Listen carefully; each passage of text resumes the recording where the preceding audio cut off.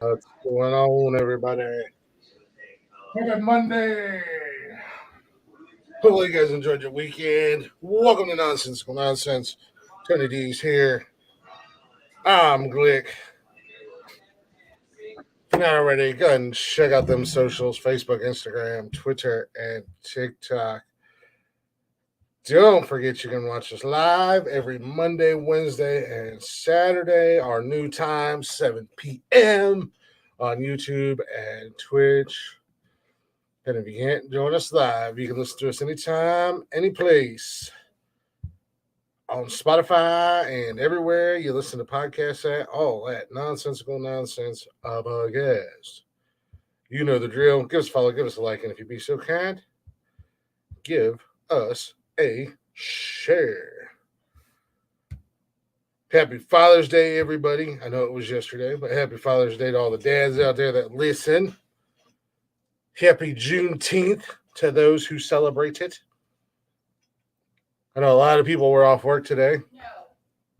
I was not one of those people, but nobody at my job was working today. So it was a nice, easy day. I just got to kind of walk my buildings and check everything out. Dirty D, how you doing, sir? Good, man. What's happening? Ooh. Are you on a delay or were you just doing something? No, I had the mic down because he got the Oh, TV. okay. Okay, I just want to make sure you weren't. I was like, oh God, here we go. The one person who's one of the two people who have never been on a delay. Silly. Definitely Father's Day. Thank you, Chris. What's going on, Mark? What's going on, Fockers? What's going on, Shatter's Box? What's up with y'all? Happy, like I said, happy Father's Day to all the dads out there. Hopefully, you guys enjoyed your day. I spent my day running around like a chicken with my head cut off. Jason, pass my headphones over there, please. Pass my headphones over there and turn it down. It's on the couch. You see them. Pass my headphones. Right there in that area. Look under that stuff right there. You'll see Nikki it. had to take a test yesterday. For She had her first official day at her new job. right. Hold on, let me get it. But she had to take a test because she's a bartender, so she had to take a test on their drinks and stuff. So we had to go up there yesterday. Then we walked around up there by where she works and hung out and Okay. Go ahead, man. I'm listening. had some other running around to do. The kids were at their mom's, so The kids were at their mom's for Father's Day. yeah, they don't even acknowledge me on Father's Day. They haven't.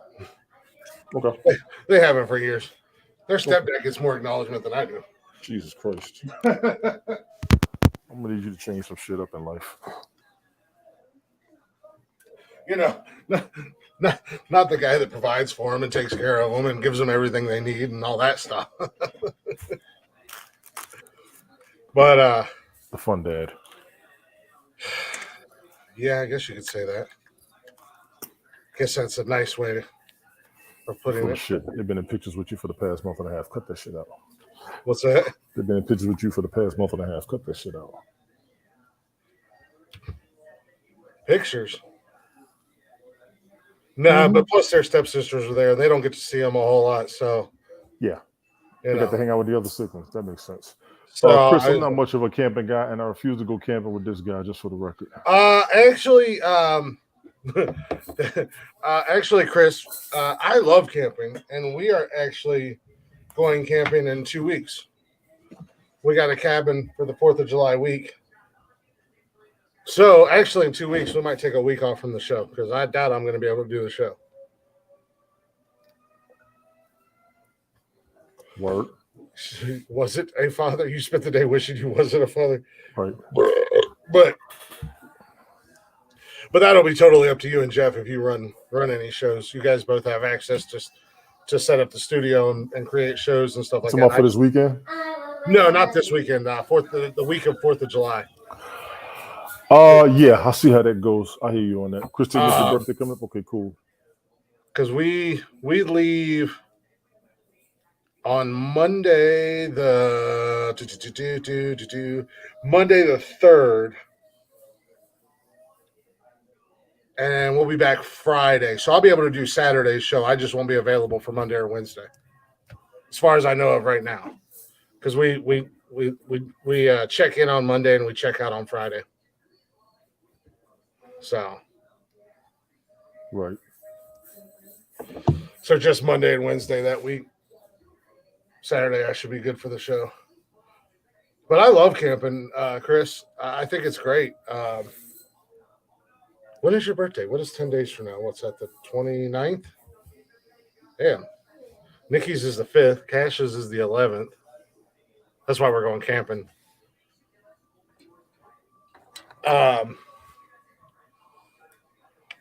Mine's not until October, but... Did you see that rapper that died down there in Texas? The what? The rapper that died while he was performing. Died right there on the spot. What, like his heart just stopped or something? That motherfucker just fell out. God dang, I saw Willie D did a broadcast on it. I was like, oh shit. That motherfucker just died. I was like, damn. He just out of nowhere, like right in the middle of performing, just dropped dead. He didn't get like shot or anything, or no, he just fell out. No, I didn't hear anything about it. But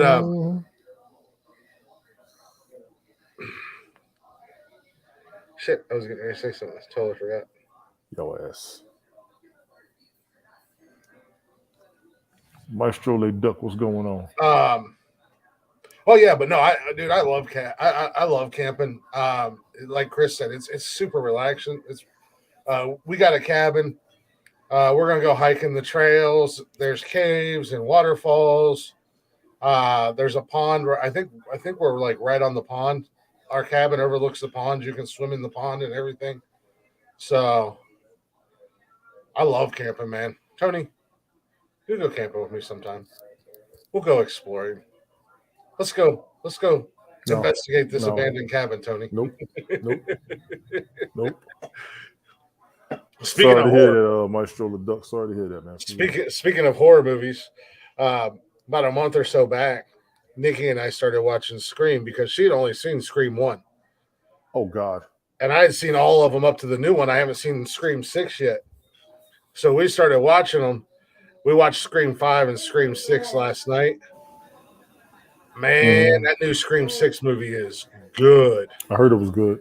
I haven't watched it yet. I heard it was good. These last two movies have really revived and brought that franchise back to life.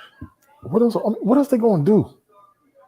Well, it's just a new generation, but I think the cool thing about it is, the original Scream came out 27 years ago. Pretty much. Like that. Pretty much. But with Scream 5, they really brought it back around. They tied everybody back in. And then in 6, they just continued with bringing the story back to life and still keeping the OG cast of the original 4 movies somewhat relevant and in the mix. So, but I mean, it's ultimately the same thing.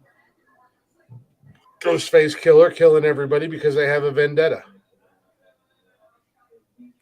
Yeah. That's what happened to my mom, Maestro. She was probably only in her early 40s too, man. But she had taken a nap and her heart just stopped in her sleep. So fortunately, she went in her sleep and there was no pain because they said once she just died. Her heart just fucking stopped. So, but she lived a rough life. A very, basically because of her own choices, but still. Not a fun phone call to get, Mark. I don't know where you and your mom stood, but I got the phone call after not talking to my mom for like a year. That shit really struck a nerve. That did not sit too well.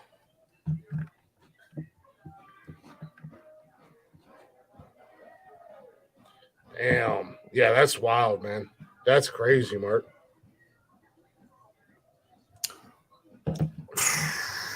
Yeah, I guess from my understanding, her nurse was there at the house, and they had got done playing their morning round of cards or whatever it was they played, Scrabble or whatever, and mom said she wanted to take a nap, and the nurse went about doing other things around the house and talking to my stepdad, and they went to check on her after about a half hour, and she was gone.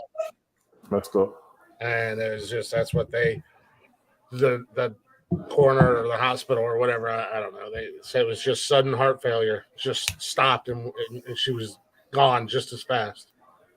So that's messed up. It's wild, man.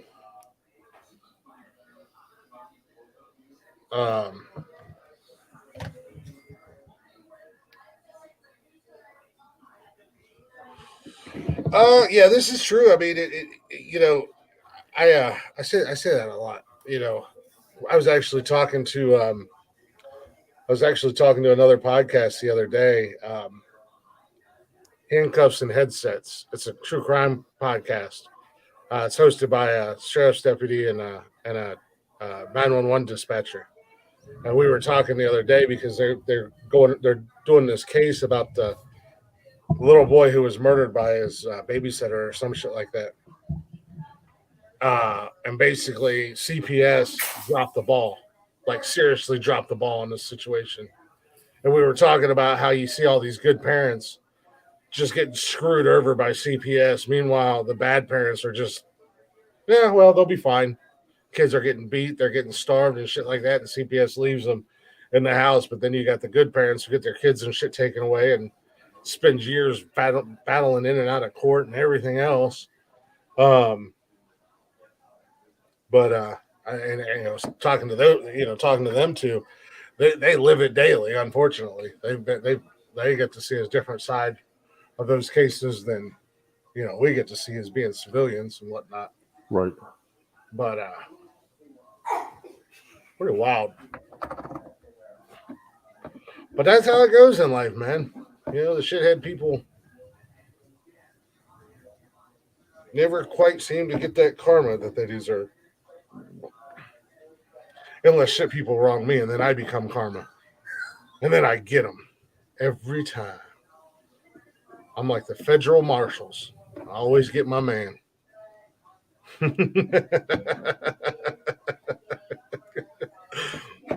Sure, I've been watching Justified like crazy. It's like a modern day Western, man, and it kills me every time they call him a federal marshal. We got ourselves a federal.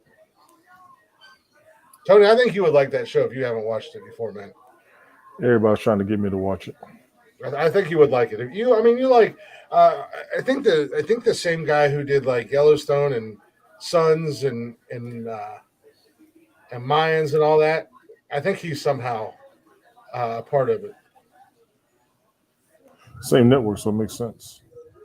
But I mean, dude, just the cast alone, and the cameos and the actors and whatnot that show up in that show, and might have reoccurring roles or might only be for 3 or 4 episodes. It's crazy. I mean, the star power in that damn show. I mean, Eric Roberts was in it. Patton Oswalt, Walton Goggins, one of the main characters. Timothy Oliphant. Michael Rappaport's been in it like the last 2 seasons. So that's barely even scratching the surface of names that have been on that show and come and gone or whatever. One of the cats that was in the show, I seen that the new Mortal Kombat movie that's coming out. What's up, Mandy? Isn't that a game they're coming out with? It's a video game. No, they got a new. Remember a couple years back they did the Mortal Kombat movie. Yeah, that shit was there. I liked it. I liked it because it was more of a story and not so much the actual tournament. But they've got a sequel coming out, and it's going to be more of the tournament because they're going to have like Johnny Cage and Liu Kang and Kano and Sonya Blade and all those characters. Kano was a straight ass in that movie. Kano was a dick. 2021. I don't see another one coming up. Kang Lu. I meant to save Kung that. Lao. Kung Lao. Oh, I said Kung Lo, and I like it. Kung Lo. You said Kung Lu. You said Kung Lu. Kung Lo. Sweet Chariot.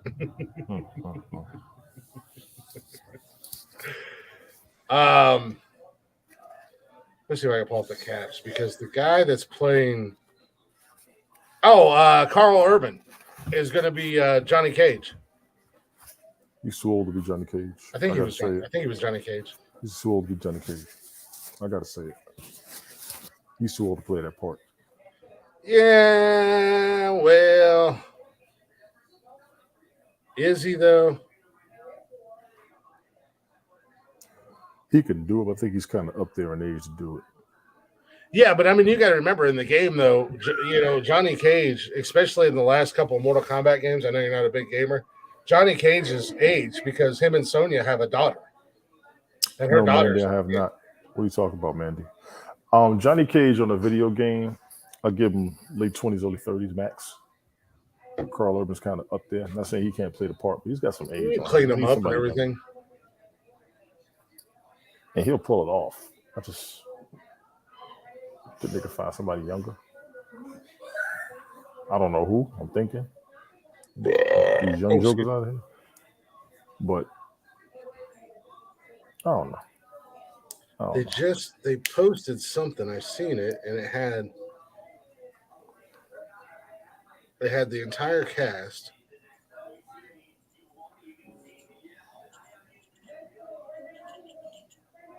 I haven't seen it, Mandy. What are they doing?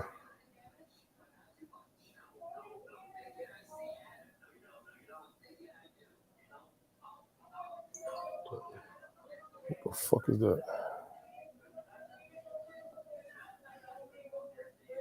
What are you doing?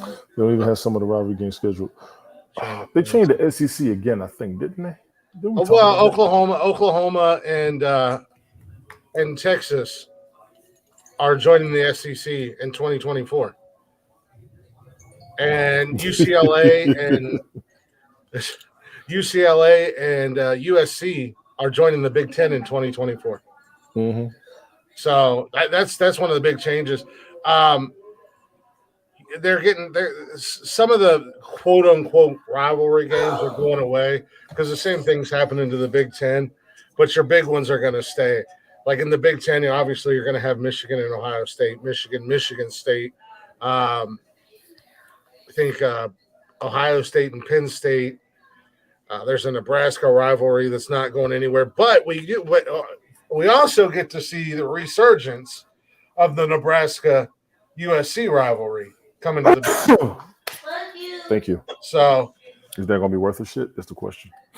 Well, they are slowly starting to create the super conferences, which is what everybody's been talking about for like the last 10 years, which eventually we're only going to have 4 conferences. Potentially, I almost don't even want to see that, but yeah. Potentially the Big Ten, the SEC, the Pac-10, and the Big 12. But they're breaking the Big 12 apart, and they're breaking the Pac-10 apart.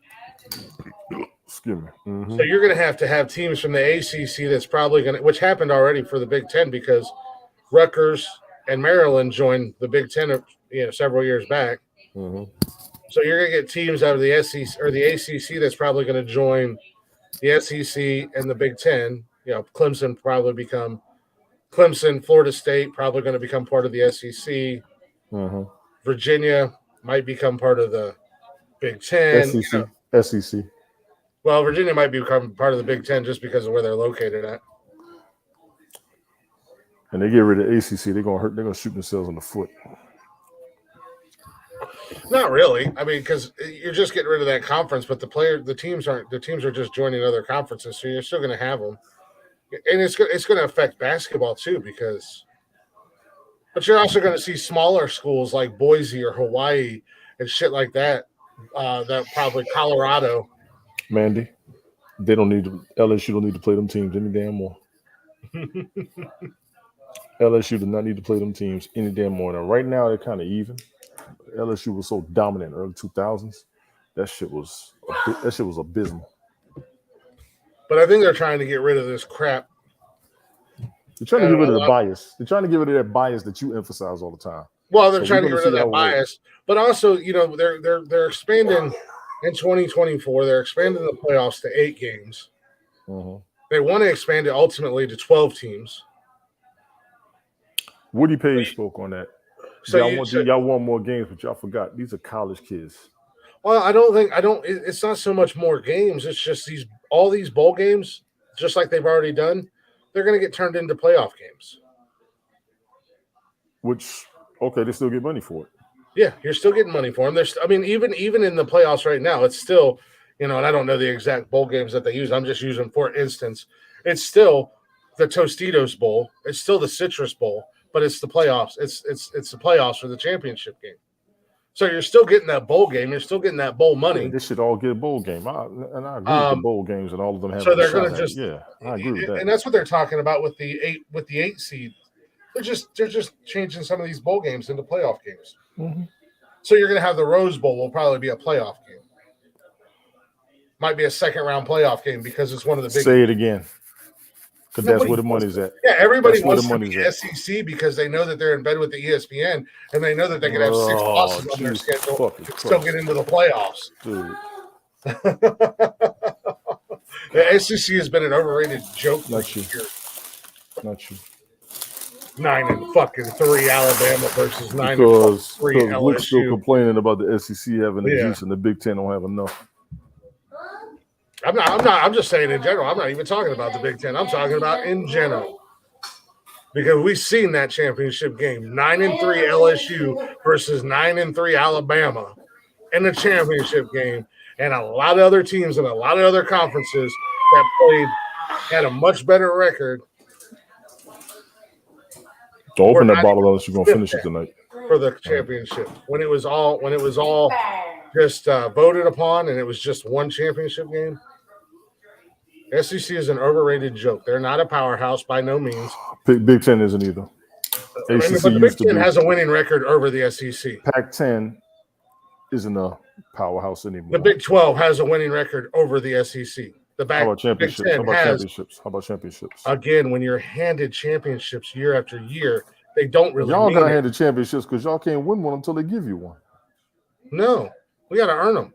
We're not just handed them. Like I said, I can name more examples of 2 SEC schools playing each other in a BCS championship. Yes, you can. Yes, you can. SEC's got more championships than anybody. That's because they've been handed more championships. And I'll be honest with you. When they had the bowl games before they started the BCS stuff for real, and I'll go back to the 90s. All these teams that complained about being number one in the SEC was a bias. Look at what just happened at TCU this past year. Well, teams that complained about the SEC can't say nothing. They can't say nothing because when they get to the bowl game, they lose to the SEC. I'll go all the way back to Hawaii losing to Georgia. I'll go all the way back to Boise State. I'll go back to Utah State. I'll go to TCU. They have all lost. And in all honesty, TCU should have not been in that goddamn game. Yes, they should have. They got in that championship game because of piss poor officiating. And I don't care who they was. This most recent one you want to talk about, right? The most recent one? Yeah, last year. Because TCU has been undefeated and kicking ass for over a decade, and they deserved a shot to get up there. They deserved a shot in the playoffs. No. They deserved to be in the playoffs. They deserved a shot for a championship. They didn't deserve to be in that championship game. They were that playoff game was so full of bad officiating and bad calls, and it wouldn't even matter if they were playing against Alabama, Ohio State, Georgia, fucking Hawaii, or Boise State, or goddamn fucking Syracuse. Right. The officiating and the officials even came out after that game and said, "Yeah, we made a lot of mistakes." Jesus. So it's like, okay, so you completely took a team because you knew you made mistakes, you knew you fucked up. You completely took a team out of the championship and put one in there that shouldn't have been there, and you've seen what happened to them. But that probably was going to happen to anybody who played Georgia last year. Maybe not that bad of an ass whooping. I didn't think Georgia was going to beat them that bad. Or TCU was kicking. Georgia was going to give somebody an ass whooping. Because good Lord. And TCU was kicking ass this season. A butthurt rant my ass. It's all right there. It's all facts. I'm not making it up.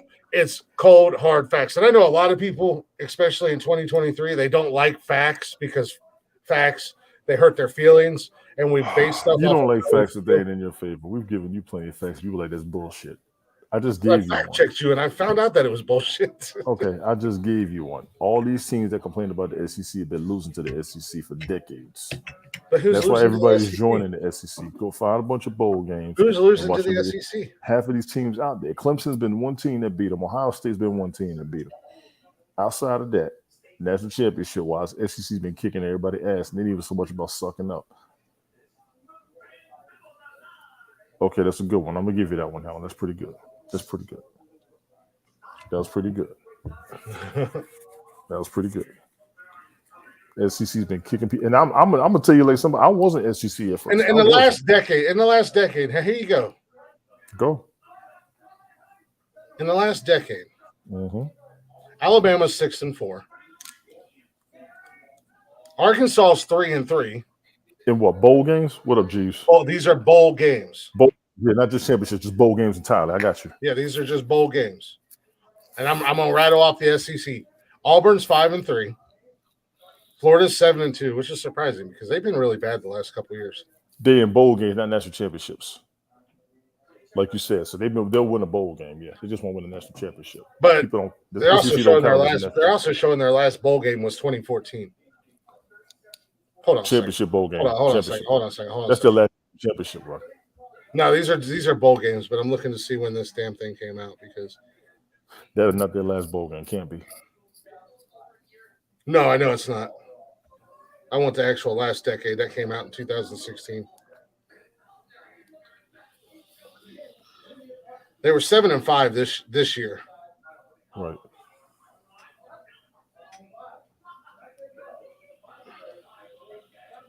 So they were. I want to see a rundown. Damn it.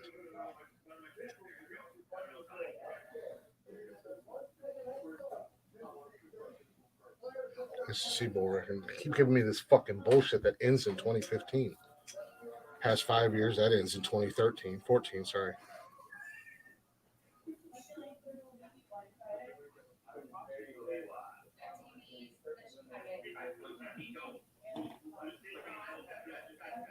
Conference bowl record since 2000.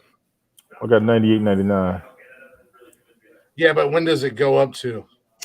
BCS started 98, 99 season. SEC wise, Florida beat Syracuse. I wanted to look at the last like 5 years in general specifically. Okay. Tennessee had beat Florida. But it just keeps ending in 2015. I remember that year Tennessee beat Florida. I was talking mega shit. Because I told them, I said, Tennessee going to beat everybody ass. They said, I thought you like Notre Dame. I said, I do, but Notre Dame going to lose to these motherfuckers. Notre Dame losing this year. Nebraska did beat Tennessee in the 99-2000 season, SEC wise. Florida lost to Miami in 2000-2001. Florida also lost to...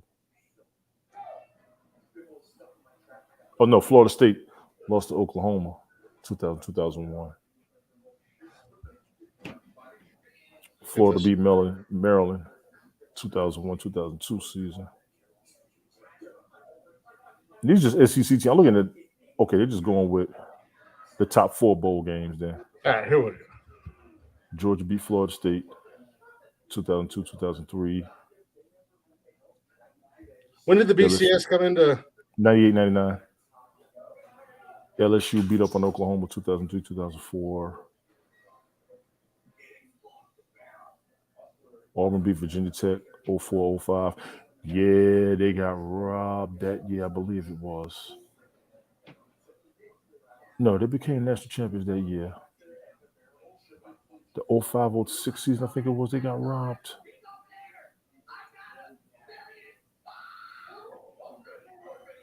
One of them years, 03-04, 04-05, they got robbed. So they've only since 98 or 99, they've only won like 9 national championships. National championships, like yeah, but if you're talking bowl games entirely, they've been kicking ass. Well, that's what I was. It keeps bringing me back to fucking national championships. Yeah, because they only had national championships. That's the SEC as a whole. Yeah, Georgia did beat Hawaii that year. That was 07-08. I remember that. LSU beat up on Ohio State 07-08.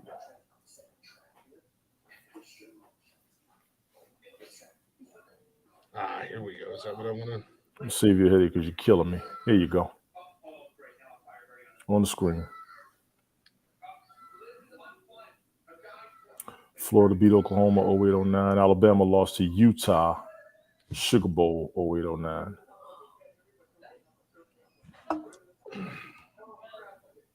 Florida beat Cincinnati 09, 2010. TCU lost to Boise State that same year. Georgia Tech is ACC, right? In football. Yeah, the ACC. I see the ACC, yeah. Okay. Alabama beat Texas. Hi. 09, 2010.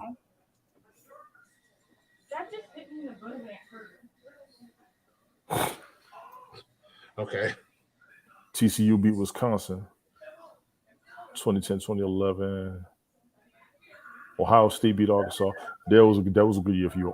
Auburn beat Oregon. Yeah, that's that year Cam came out. Whew. Auburn was no joke that season. Auburn was a no joke. That's it. And Bye. Oregon wasn't either. Bye. So basically, so from up until the SEC's been dominant from what I'm seeing. Up until the BC, and again, all you're doing is validating my argument about the BCS and about the SEC and about ESPN and the SEC sucking each other off, and a committee that holds the majority of the votes up until from 1980 until West Virginia beat Clemson until 1999. We'll say 2000 is when the BCS started. Actually, that is when it started. No, it is. It's 98-99. It's right here. It's right here. 98-99. Right there. Yep, I'm looking at it too. No, I'm looking at it. BCS era. 98-99. Well, 2000s. But we're going to go ahead and say 99. We'll say 99. BCS first championship game. He really is, Mandy. He really is. He is so biased. I'm just saying, no, because all you're doing is validating. I'm not trying too hard. Shit. You are so mad that I'm right. And you continue to validate me because all the teams that was up in there, and even the victory that they had, I can show you. These are the results. Here are the results. 1, 2, 3. Oh, 3 national championships for the SEC since when? Until from 80. Okay. Until 98. 98, 99. And I guess BCS 98 was the first BCS game. Tennessee won that one. Here we go. 2000, Oklahoma won. 2001, I got it right here. 2002, Ohio State won. Come on. 2003, they have LSU and USC. So I guess I'll give them half of the credit. You said who won in 2000? 2003, it says LSU and USC. 2004, USC. 2005, Texas. Hold on. 2006, Florida. 2007. What are you reading? LSU. 2008, Florida. 2009, Alabama. What are you reading? I am reading college football from SportsIllustrated.com, the history of national championships. 2011, Auburn. 2010, Auburn. 2011, Alabama. 2012, Alabama.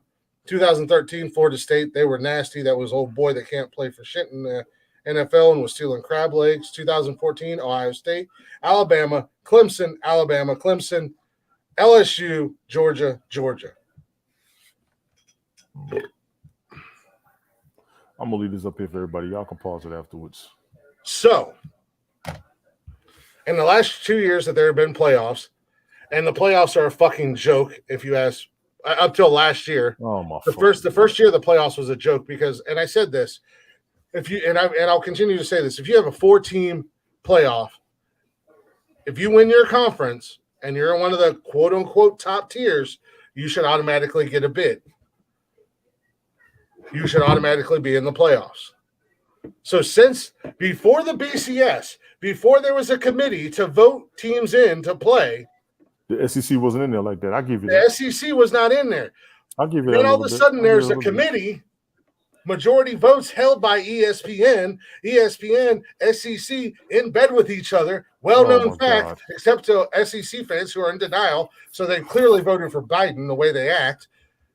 I'm going to leave this up. Thank you, Mandy. I'm going to just leave this up here because he's just on the rant. they have been handed championships. They were not relevant. They didn't matter until 2000s. They went by strength of schedule instead of just and they know that the feeling SEC that they strength of schedule is instead garbage. of schools feeling that they were all entitled because they had the biggest programs in their area or their region. They went by strength of schedule. That was their emphasis. I thought it was a bunch of crap myself. And I'm gonna be honest with you, I was like, strength of schedule. We talking about everybody plays even. They were like, nah, they're looking at which team is ranked the best and what they did. This is the justification I will. Wait. Who said they? Who set the strength of schedule? Who said that was the original premise of the BCS when it came out? Who said that? Who set that precedent? I don't remember those people 25 years ago. I do. It's 4 letters. ESPN. No, it wasn't the one that ESPN. determines strength of schedule. It wasn't just ESPN. No, it wasn't. They was all saying it. They have the majority. They hold the majority of the votes and the majority of the say in college football. They got the majority of the votes for other sports. And they hold the majority of the say in college football. But they were all in agreement with it, dog. That's what I'm trying to tell you. Tony, the only people who will argue this are people that are SEC fans or Alabama fans for that. That's not everybody true. Else in the entire country hates the SEC. That's why they hate it. They're hated because they're handed bullshit, because they're given opportunities that they don't deserve. So let's go ahead. You got Hawaii that's undefeated, and you got Boise State that's undefeated at the same time. They should be playing each other, not 9-3 Alabama versus 9-3 LSU. When the BCS started, this is where you're correct. When the BCS started, what's some man name used to be your coach? Damn. Which one? Ohio State or Michigan? Ohio State. Cooper? No. Tressel? No. Are we going way back further than that? He went undefeated his rookie season about 10 years ago. That was Tress. No, it wasn't Tress. What's his name? I'm pretty sure that was Tressel. Who beat Florida in the national championship game? No. Or Miami in the national championship game? Coaches. What's his name? Because after Cooper was Tressel, and then Tressel went away, and they've kind of had a couple different Urban Meyer. Urban Meyer. Okay, Urban Meyer was in Utah. When the BCS started, Urban Meyer was a part of all those coaches who was against the BCS because they was all running these undefeated programs and they weren't getting their recognition. They was actually against the BCS. Urban Meyer was one of the more outspoken people about it. What up, Random Rick? What's good? They were all like you. We don't want to do it like this. We don't want it like that. But then everybody went to strength of schedule and they were like, okay, we can play that game, no problem. Utah used to go undefeated. Utah State used to have strong records. Boise State had strong records. Oregon had a strong record. USC was doing good for them until they got called out for cheating. They kind of shot themselves. TCU was running undefeated. So when the bowl games came up and they weren't getting their slots, they started complaining. So when they finally did get a bowl game, they got their asses whipped. Oh, and it's not just the SEC that gets favoritism either, because the goddamn Notre Dame get favoritism every year, and they're fucking. Thank you. They're more. Those motherfuckers are more overrated than any. They are independent Sun Belt, and you're right. They have more money than God. They're independent. They're in basketball. They're in the ACC, but in football they're independent. They're independent because they got their deal with NBC, and they got more money than God, and they're always ranked stupid high. And then they get embarrassed by a bunch of fucking nobodies. Destroyed by Alabama. They ran away. They ran away from the Big Ten. They don't want to play the Big Ten anymore because the Big Ten, especially Michigan, was beating the dog shit out of them every year. Penn State was whooping up on them. Ohio State was whooping up on them. Then they ran away to the ACC. Notre Dame and Penn State was a good rivalry. Mm-hmm. Well, Michigan Notre Dame was a big rivalry too. Penn State used to be good. They're not that good anymore. They're coming back. They're coming back now. Penn State is much like Wisconsin and Iowa. They're on this roller coaster. I'll give you Wisconsin. They're like, they'll be good for 1 or 2 seasons, and then they dip for 2 or 3, and then they come back real strong, and then they dip. It's like a constant roller coaster with Wisconsin. Nebraska's kind of the same way. Nebraska used to be a powerhouse. Nebraska, Colorado, Oklahoma were powerhouses in the 80s. Yes, they were. Yeah.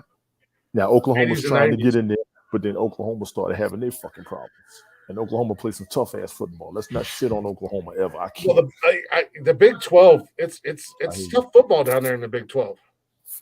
Oklahoma State, Texas Tech. Texas A&M, all of them. That's tough football down there. I think with the addition of Oklahoma and Texas into the SEC, I think they're going to surprise a lot of people, and they're going to bitch slap a lot of teams that they. What that's going to do is stop a lot of the undefeateds. Mind you, the SEC, Alabama and Auburn was running it. Georgia was coming in there. Mississippi State was trying to. Ole Miss did their thing with Eli, and that was it. So it's been all Alabama, Auburn. They had to change the SEC. Kentucky and them didn't stand a fucking chance. Well, yeah, They really Kentucky didn't. and They Vandy didn't. and They didn't. what Tennessee, is that? Mississippi State all Bulldogs. them fuckers. They Yeah. couldn't do shit. That's why they expanded the SEC for real. The teams they are beating Alabama. No, people tired of Alabama winning. Let's be clear. Well, I pretty and much think- hung on and my I- and I Alabama think- hat after 20 years because I think once we get this 8-team playoff and it's not based on votes, because even right now they're still based on votes. And as I've said, we shouldn't have two teams from the same conference in a playoff series. Very good. I don't care if it's two Big Ten schools, like Ohio State and Michigan last year. Ohio State shouldn't have been there. Well, you know what's crazy? They did it like that because people wanted to see those games. It doesn't matter. People wanted to see the game. That's going to generate the money. Yeah, it doesn't We matter. knew who was worthy, but if the game was boring, they complained about it. Because nobody wants to see Tampa Bay in the playoffs last year because they were fucking 8 and 9. So, but they won their division. Seattle, when Seattle they won their 7-9, division, so they got in. That's right. Seattle was 7-9, went to the playoffs. They were. So that's what I'm saying. 7-9. You know, Ohio State, they did not win the Big Ten. They shouldn't have been there. If your division had the most, if you had the most games in your division, your ass supposed to go. And I would have said the same thing if Michigan would have lost to Ohio State and didn't play in the Big Ten championship. They wouldn't have had no business being there either. Alabama had no business being there last year. But there's still a vote. There's still a committee, and the majority of the votes are held by ESPN. They still had a strong fan base. It doesn't matter.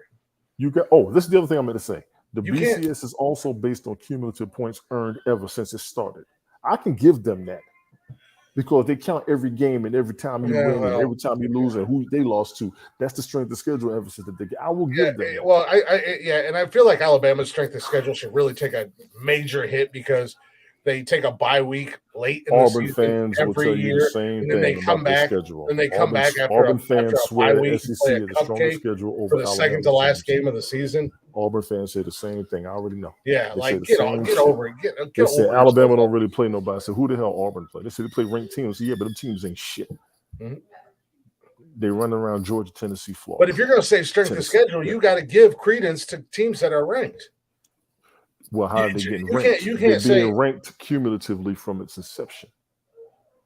But you can't see. That's the other thing. That's the other thing where again that goes against what your argument is and what I'm arguing and favors me in an argument. You have a conference that is notoriously known for non-conference fluff games.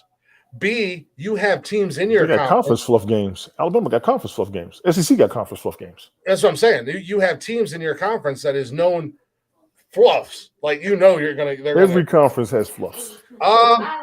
Take your time. I'll speak for the Big Ten and the Big Ten. Go for it. So who are your Big Ten teams? Let's go through this properly. Who are your Big Ten teams? I would say when they first came in recently, Maryland and Rutgers were fluff teams. Rutgers probably still a fluff team. Maryland's starting to kind of come around. They've gotten better and better every year. They just under 500 in my opinion as a team. Northwestern, but even still, Northwestern sneaks in there. They had a couple Northwestern. Of good runs. You never know. Runs. They're not. They're another. We got a lot of roller coaster teams in the Big Ten. You never know what you're going to get from season to season. Agreed. But certain teams every year. South Carolina. Sorry, South Carolina Gamecocks. I know you guys were trying to do something last year, and you've had a couple years. You forget I lived there for 10 years, and they had a couple good seasons in 10 years. They tried under Spurrier. They tried it. He couldn't. Yeah, they tried. They had a couple good seasons in the 10 years, and I lived down there. That humid ass state. That's a heated, humid ass state. God damn, it's hot, that motherfucker. I can't even really call Indiana a fluff as much as I want to call an Indiana as a football team. Yes, you can. As a football team, yes, you can. We'll say the majority of the time, yes, but they do get rambunctious every once in a while in Indiana. Illinois, probably a fluff. Yeah. Minnesota's a problem. Minnesota's a problem. They're a problem. Yeah. They're a problem. I got to give them their credit. They're a problem. Yeah. I don't want to call Iowa a fluff. I don't want to call Penn State a fluff. Iowa State. I don't blame you. Well, Iowa State's not in the Big Ten. They're not. I don't want to call Wisconsin or Nebraska fluffs. They have definitely. I'm not going to call Michigan State a fluff. Recently, Nebraska's been a fluff. And Ohio State, by no means, are they a fluff school. They ain't all that either. I mean, they're garbage against the SEC. I'll tell you that right now. They're the one big blemish on the Big Ten as far as it goes. Big Ten versus the SEC is Ohio State because they cannot beat the SEC to save their goddamn lives. You could give them motherfuckers 100-point And they're advantage. pretty much the best team in your conference besides Michigan. I wouldn't say that. Well, I mean, they have been the last few years. I hate this motherfucker. Well, hang tight, Random Rick, because once we're done talking about this, you can watch us clean our action figures for 45 minutes.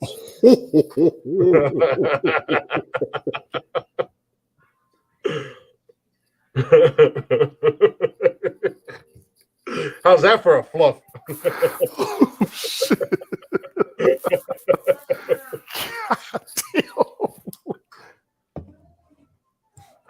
Oh, my Jesus. That was a pretty badass Batman, though. That was a cool find. I don't know if you've seen that video or not, Tony D. I was watching saw when it popped up. I didn't watch it. Yeah, I was watching it. Yeah, I'll admit I watched the whole 8 minutes. Or, well, not the whole 8 minutes. I watched like 6.5. It was great. It was great shit content. Not shit content. I was taking a shit. It was good content to read while I was sitting on the shitter. That was a cool Batman, though. That was a really cool find. I ain't mad at that. But yeah, I mean, there's not many teams in the Big Ten that I would actually certify as a fluff every year consistently. Maryland, when they first came into the conference, He said, "Thanks for watching." Hey, that's what I say, man. Oh, we hate your fucking show. Your show is bullshit. It sucks. I hate it so much. Well, thanks for watching.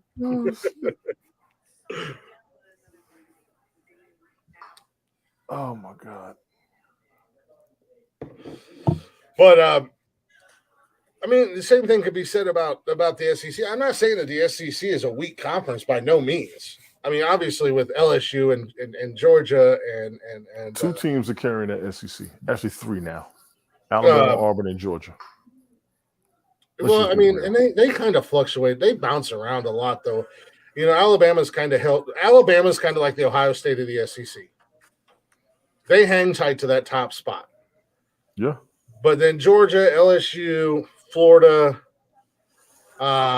even Auburn, they creep up on you and they're good for a couple seasons and then they fall out again. Mm-hmm. You know, that's the thing that's killed me about Harbaugh, being a Michigan fan like I am. The guy has a winning record as a head coach. Historically, yes. As a head coach in Michigan, he has a winning record. But he wasn't beating Ohio State up until the last 2 seasons. He wasn't beating Michigan State on a regular basis. And they were going to drop him. Those are 2 teams you got to beat consistently. And he can't win a bowl game to save his life. Now, granted, I think last year he should have won. I think they should have won that game against TCU. There were some really bad calls. But at the same time, they should have never put themselves in the position to where a bad call was going to hurt them. Well, everybody does. For as dominant as they were all season and the amount of points that they were just putting on everybody all season. Right. They should have never put themselves in a situation where a bad call was going to hurt them. You know, but I think whoever played, even if Michigan had one, I thought they were going to get their asses whooped by Georgia last year. But now I'm curious if Georgia's going to have a fall off because everybody's graduated and moved on and went into the draft and everything like that. And meanwhile, Michigan's got one of the top recruiting classes going into 2025 in the entire NCAA. Yeah, people trying to go to Michigan to take out Alabama, I think they are. Michigan's due. Michigan's finally gotten back into that what Michigan was historically. I mean, it's the winningest franchise in NCAA football. They have more wins than anybody. They're finally getting back to Michigan football, getting back to good smash mouth Big Ten football. So people want to play there now. It seems like we finally have our guy in Harbaugh. Love him or hate him, but he does win. And now he seems like, you know, him and his brother have been working a lot together. So his brother's been helping him with the coaching staff. The staff is there. The coaching is there. The players are there. we should be winning a championship before long. Right. And I say that, and they'll lose every game this season. And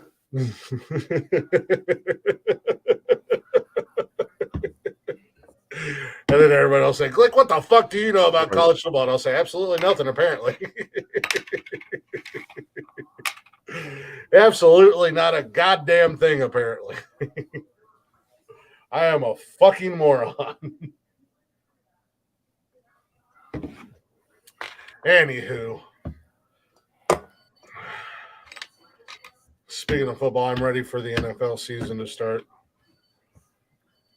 I am enjoying the fact that we still have football on TV and we're rolling into July. The USFL and XFL and all that shit, but I'm ready for It's a lot of damn football. I told Rich that the other day. We have football year round, damn near. This is a lot of damn football. This is. Did we really want all this football? Is a better question. Okay. I want good football, and the USFL was really good last year, in my opinion. For their USFL and XFL is straight football. The football's fine. I got nothing wrong with the football. Yeah, no, USFL was really good last year for their return and their inaugural season. I thought it was really good. I enjoyed it. They got better this year. XFL was a little slow at the beginning of the season. It wasn't. I'm not going to say it wasn't exciting, but there wasn't any like. It was football, and it was okay to watch. It was straight up football. As the season progressed, Tony, and I told you this on one of your on one of the football shows that we did together with Rich. You know, at the beginning of the season, I wasn't impressed, but it was football.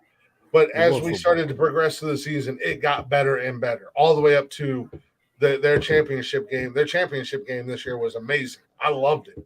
I thought it was a great game. You can't play with the Raiders, Rick. I never played Tecmo Bowl. Fucking Tecmo Bowl. You got the Raiders, and you had Bo Jackson. You could be on the 1 yard line and run 99 yards with one damn play. Couldn't nobody tackle or catch Bo Jackson. This is stupid. You see me on 10-yard fight one day. Yeah.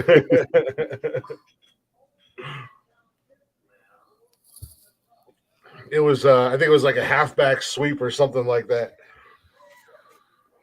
Always. fucking Bo Jackson just hit that bitch, run out to the right or left, and just run down the field. Couldn't nobody catch him. And if they did, they couldn't tackle him in that goddamn game. That's right. But I did love playing some Tecmo Bowl back in the day when I was just a youngster, just a wee little glick. You fucking need to get out of the house. No, I got out of the house. What are you talking about? I grew up in a generation where we were always out of the house. Yeah, me too. Yeah, but when the street lights came on and you had to come in, get washed up, eat some dinner. Play a game for about a couple of hours. Play a game for a little bit before you had to go to bed. Shit.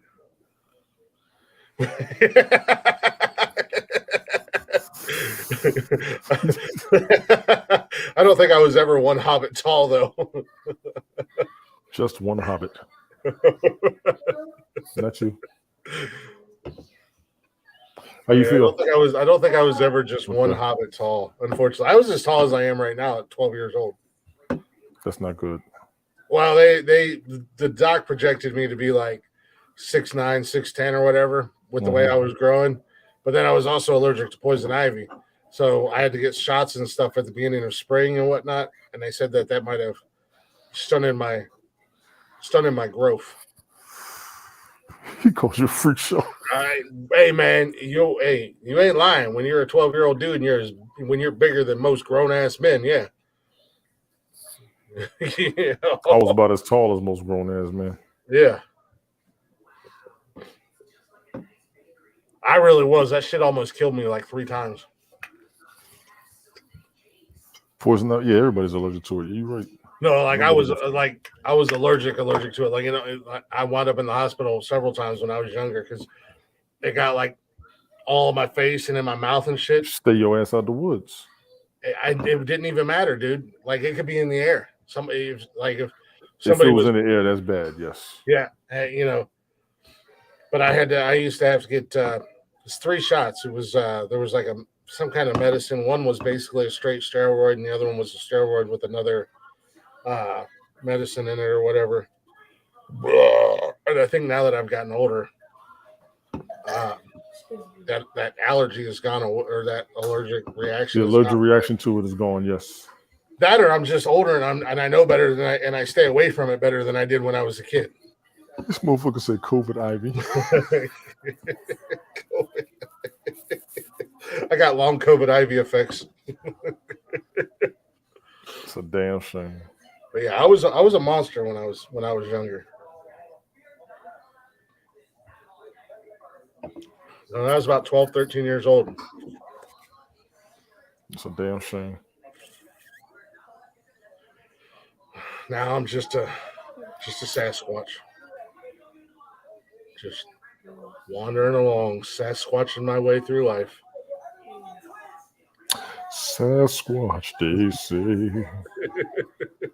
Sasquatch, they say. So much, so get on board. Every once in a while, you might see me just lumbering through the woods, hands to my side, just to stay out of Vegas, because they're going to drop your ass if you smoking. go out there. Oh, Ohio's Bigfoot country. We got lots of Bigfoots in Ohio, too. Yeah, he's looking for the rest of the Hendersons. I agree. I'm he got looking this for on my real because he family. wasn't hairy enough. I'm looking for my Sasquatch family. I'm going to go find them when we go camping in a couple weeks. Mama? Papa? It's me. Nikki going to be hosting the show when she gets back. Glick stayed out there with his family. He feels so much better. Good. We're going to keep this show down to an hour. Well, I'm going to be hosting the show from my cave. Shit. You get Wi-Fi in there, let me know. Yeah, I'm sure. It's 2023. I'm sure they got Wi-Fi. Tell Mel Brooks I said hello. Live from my new cave. It's Nonsensical Nonsense. His new co-host is going to be Ben Kenobi and Tony and Jeff, I'd like to introduce you to my family. Ben, let us know when you go enjoy yourself. This motherfucker. That's exactly how I'm in the show. This motherfucker. Just kind of hanging out. We're doing what Sasquatches do. Doing Sasquatch things. Sasquatch life. He gonna be in the cave trying to broadcast like Eminem in that video. I'm trying not to be. Hashtag Sasquatch life. I'll have it tattooed across my back. Sasquatch life. No. I'm getting big boy life across my What did stomach. you want to talk about when Random Rick was fucking with you? You said you were going to talk about something else. I don't know. I can't remember. So it wasn't all that important. That means he was bullshitting. No. I had. I don't come in here with plans. Mickey asked me earlier today. She said, "What you guys talking about on the show tonight?" I said, "I don't know." He just wants to be up here talking. I said, "I'll be surprised if I have co-host." Good call. Good call. Well, I'm looking forward to the future of the show. Got some things I'm working on, some things I'm doing, but we might be starting to see some guests pop up in here coming down the pipe. You've been telling me that for a year now. I understand that. Well, yeah. Well, scheduling is a bitch. It is. But excuse me, sorry. I got a couple legit guests that are hopefully going to be coming up here in the next month or so. Even when I did the football broadcast yesterday morning, that just threw that out there. I was like, I would send it out, but I know somebody's busy, somebody's sleeping, somebody out there.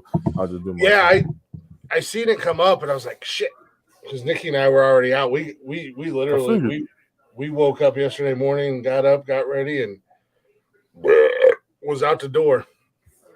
And we didn't get back home last night until almost 9:00. Oh damn! What was y'all doing?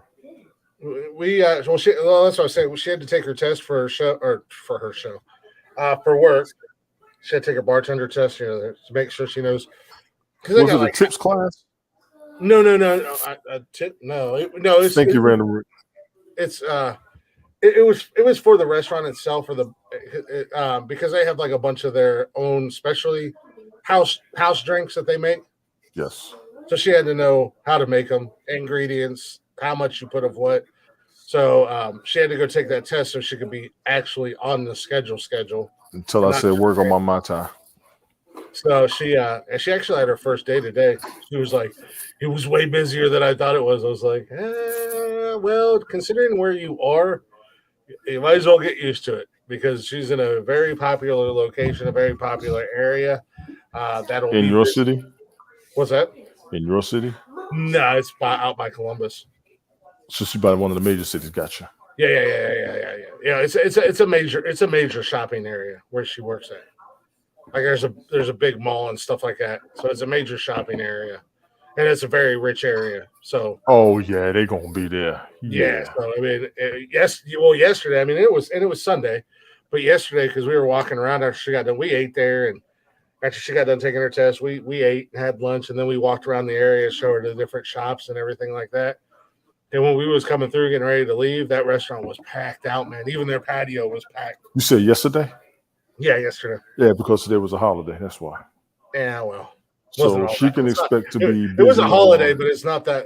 Do you realize in the list of top 20 holidays in America, do you know where Father's Day falls? low. 20. I said Arbor low. Day is above Father's Day. Do you know what Arbor Day is? I've heard of it. Yes, little boy. I don't know what it is. Something to do with trees. 9. But You're not no, doing it's young. just it's a really nice area. It's a really cool area. It's a really and the shopping and everything like that is it's nice. So It is. So she's in a decent area with good business. she's in a This really motherfucker said good 21. spot. She's gonna make some money. That's what she wants. So she's gonna work for it too.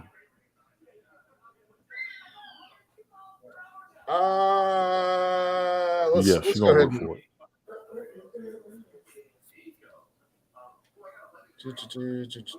Sasquatch, they say.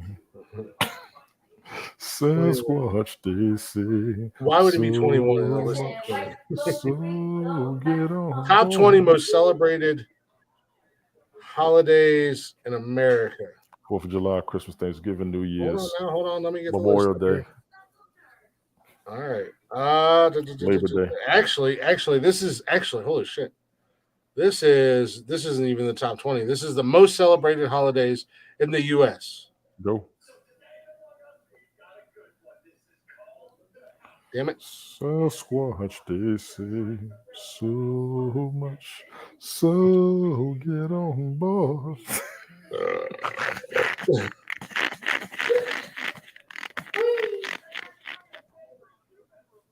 Oh my god, these websites are fucking ass. So what the hell's going on with the three of you watching? How y'all doing?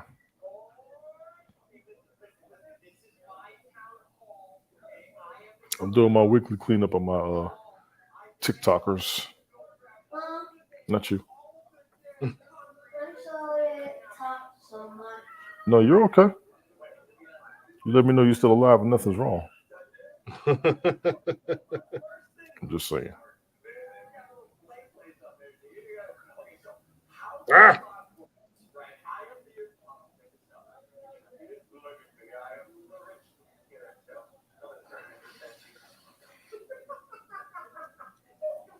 Mets at the Astros right now.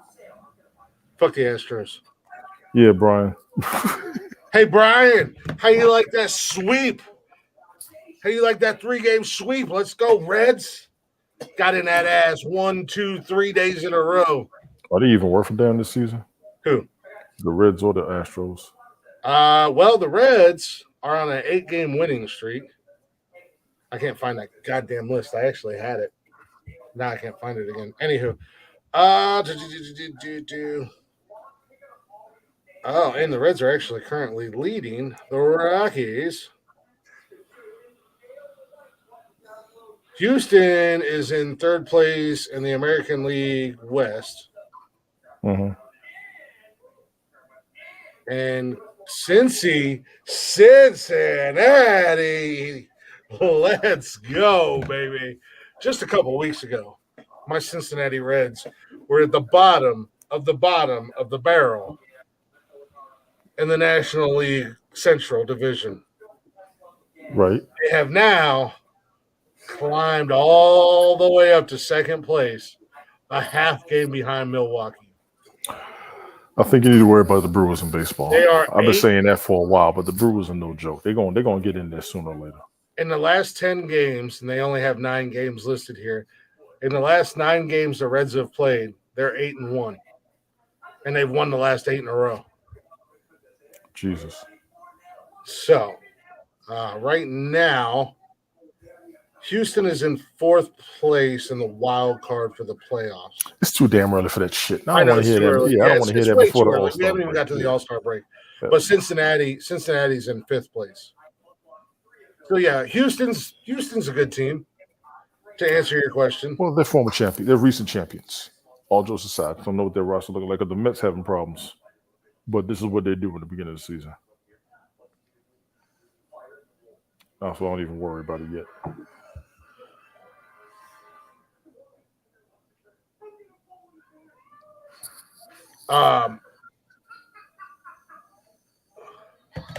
But yeah, it's way. I mean, we haven't even got to the All-Star break yet. Too damn early. So it's still early. There's still a lot of baseball to be played. There's still like 3,472 games to be played. These motherfuckers start playing baseball and goddamn in May and don't end playing baseball until the end of October.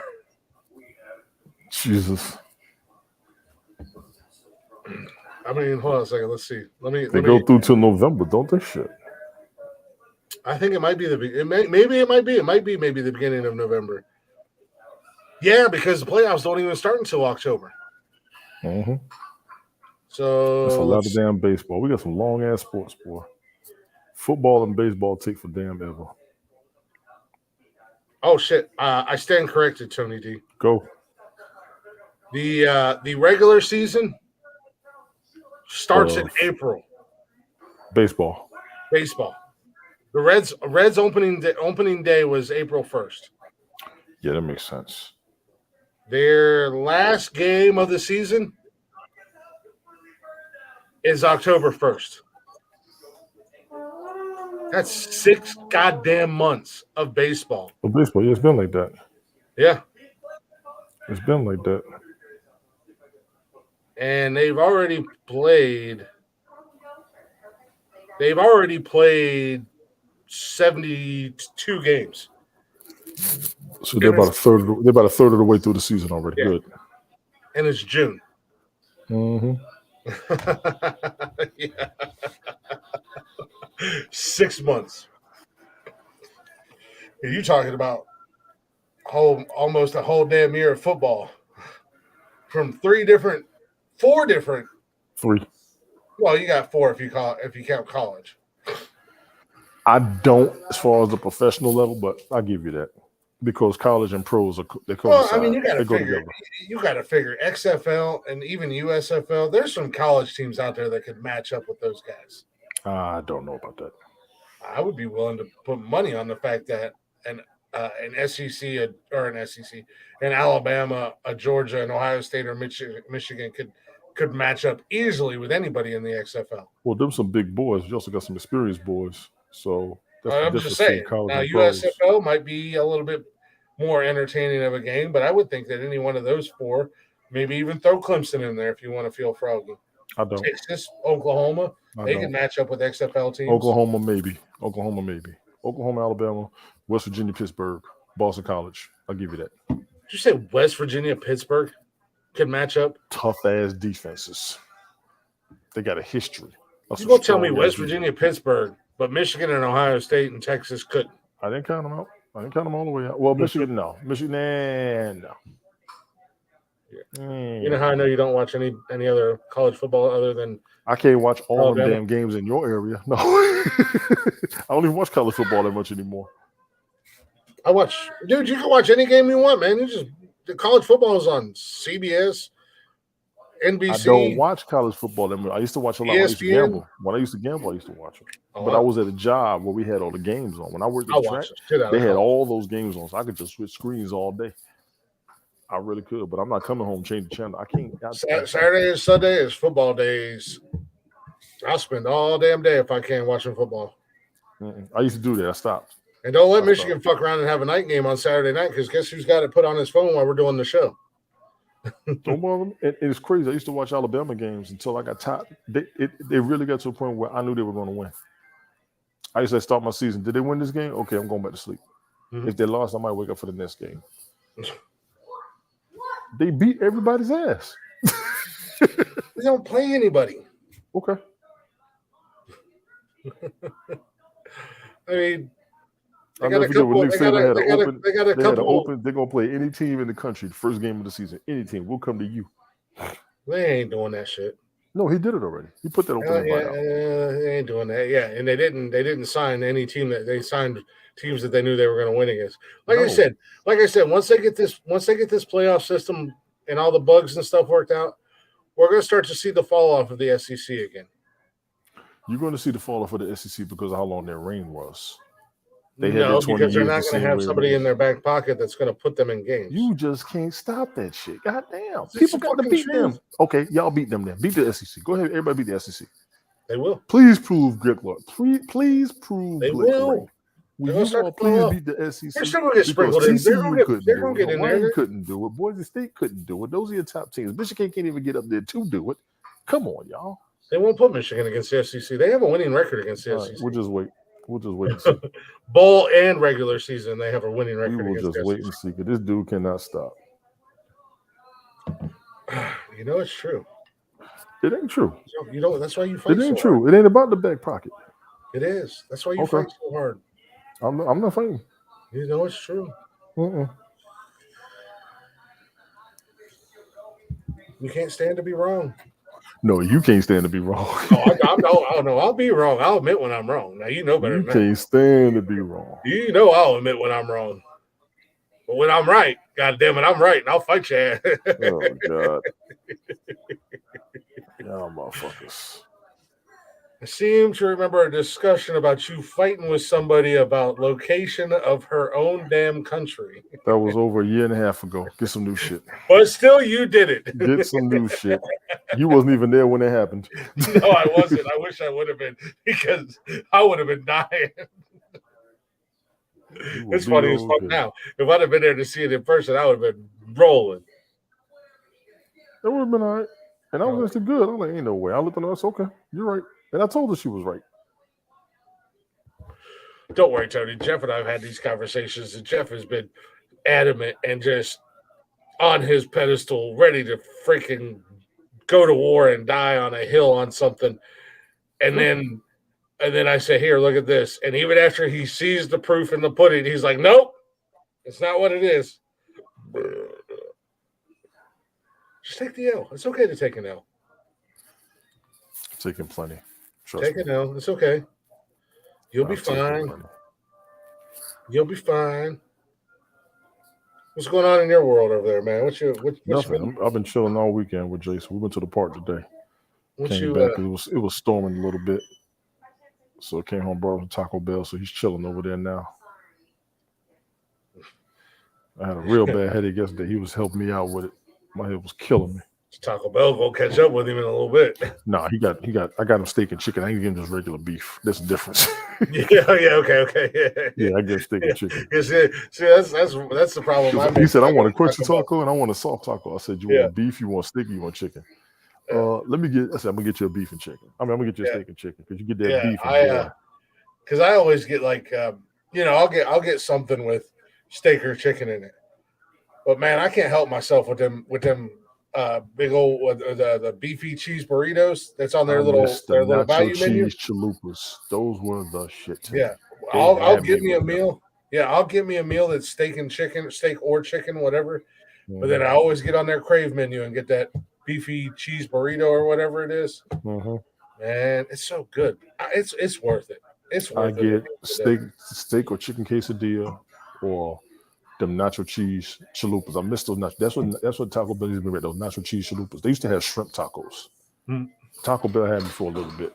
Wait, what? They used to have shrimp tacos. Yeah, I don't know back if I would, I don't know. around. I don't know if I would That trust shrimp was tacos from Taco Bell. 2009, 2008. How do you not trust shrimp? You I can't. mean, even I fake trust a shrimp. lot of things from Taco Bell, but man, seafood you got to be careful with. You can't fake shrimp. I mean, you can. You can't fake shrimp. You can fake I'm not beef. saying they're faking it, but you got to be careful with how it's cooked. All the way through. Bunch of y'all don't eat y'all meat cooked all the way through any damn way. Well, no, I don't eat Thank you. red meat. Give me a fucking Thank steak. I want that bitch. I want to chase that steak around the plate. God damn it! Mm-mm. 'Cause I put shrimp on the grill. I just wait till it changes colors. The shrimp started out pink, When and that then little line in the back turned red and everything else is brown, I'm good. yeah. What's wrong? I know. Go ahead, lay down. I will be the We first have to to get admit up in the morning. So go ahead, lay down. I don't. Yes. No, I gotta be at work though, so I'm gonna drop you off stupid early. Okay. I'm gonna drop you off when the door opens. I don't cook seafood. Oh, I do. All the way through. Yeah, I don't cook seafood. It's just because it really is too easy to mess up seafood, depending upon what you like. You got to It's cook either it gonna be slow. You can't undercooked cook or it overcooked. fast. Yeah, you can't cook it fast. You got to cook it slow. Yeah, and I'm afraid of undercooking it. It's the same thing with chicken. I'm always weary when I cook chicken because you can undercook it very easily, and then if you overcook it, it's dry and shit. And what's like crazy that. is when you smoke it, you got to make sure that inside's all the way through.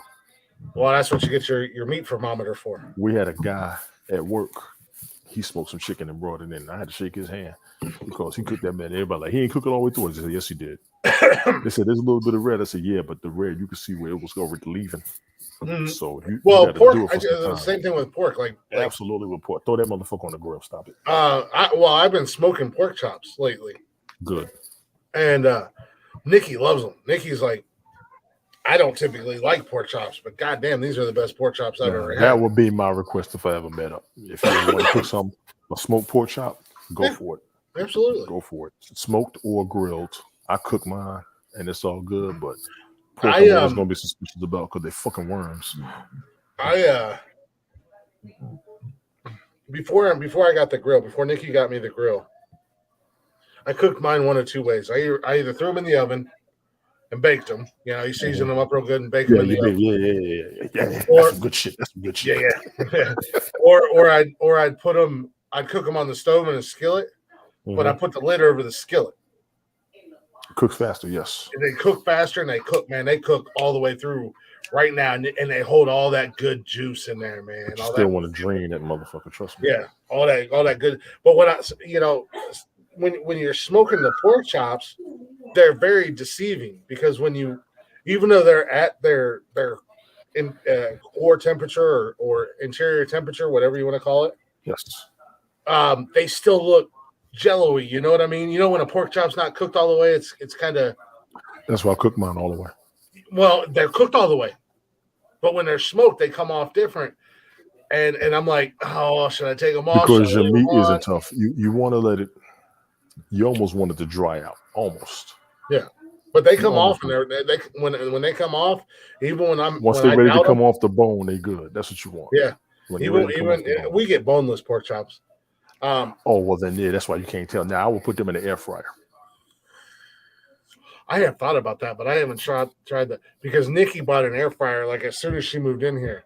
And there's been a lot of things that I put in that bitch that I won't ever put in a stove or in the microwave again. Like I love pierogies. Because my ex-wife, she had bought an air fryer. She did some pork chops. She almost had another baby that night. I want to get some small steaks. Breakfast steaks. Because Joe, she had an air fryer and it looked like one of the conventional ovens. You know what I mean? Yes. It sits on your countertop. I think it's called a conventional oven. But that's what her air fryer looked like. And she had put steaks in there one night, and I was like, I don't know if I want a steak out of an air fryer. Yes, you do. And she's like, you still like a medium rare, right? And I said, yeah. And she's like, all right, don't worry about it. And man, Tony, I know. Now we got the air fryer with the little bucket thing, you pull it out. So I want to get like the little small steaks and put a couple of them in there. Breakfast steaks. and see how they come out. Breakfast steaks don't take long to cook even on the stove. Yeah. So you want something thin meat. If you put it in the air fryer, if you put thick meat, you're gonna be there for a while. Mhm. Which I would say is a pork chop because we got a guy out here, he gets some pork chop, them motherfuckers are this thick. Guys, we I get ain't never seen get shit like that. dude, we get boneless pork chops that are thick. I mean, they're like they're almost like an inch thick. I don't know where y'all finding these pigs at. Well, Because first and foremost, we don't fuck around in Ohio when it comes to livestock. y'all don't fuck around nowhere when it comes to livestock. No, I mean, we got some big old hogs up here. Man, listen. But that's Those what we dudes buy. Man. we had a little cookout at work one day, and they had the big grills going. Like Mhm. 3 of them, all of them were filled pork chops. I said, where the fuck y'all find these pork chops at? They said, man, we get these like nuts. I keep telling people, I'm not from here. Yeah. Where y'all finding these pork chops at? God, these things are thick. Mm-hmm. I told the That's supervisor, what we listen, buy. we need to be paying for this. This is some bullshit. Don't do this shit for free no more. Well, and you know the crazy thing about it? Thank you back and give you a contribution to this shit. And you know the crazy thing about it? Them thick cut pork chops aren't any more expensive than the regular thin cut ones. I've heard. They're not any more expensive. I've heard. So I mean, you know, it's not like I'm spending double the money to get 4 times the size of a pork chop. Right. So, you know, I might spend another $1 or $2, but it's worth it at the end of the day. Right. I mean, that's like, if I can, I prefer to buy Angus burger over regular burger or Angus because steak.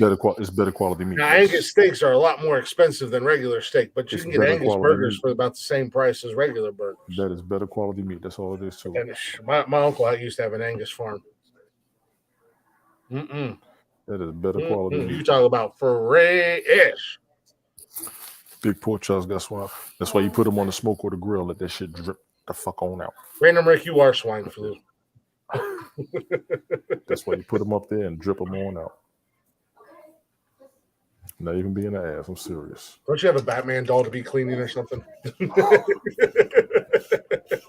It's not a fucking doll. It's a goddamn action figure. It's an action figure. Yeah, watch your mouth. Tony D, I'll be right back. Talk amongst yourself. I don't talk to myself like that. Not in public.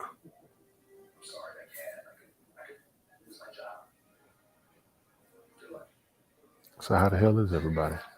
Daddy. Yes, little boy. I'm strong. Oh yeah? Get out of that. Why? Because you're gonna mess around and get stuck and then get mad at me because I can't help you get out of it. Stop putting me in a bad situation.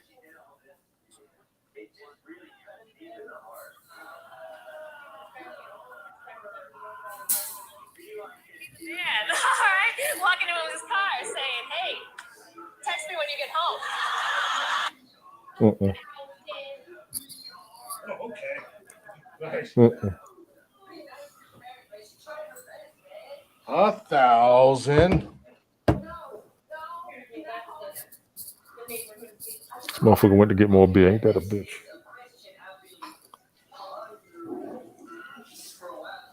Randall Rick, you should have been up here by now.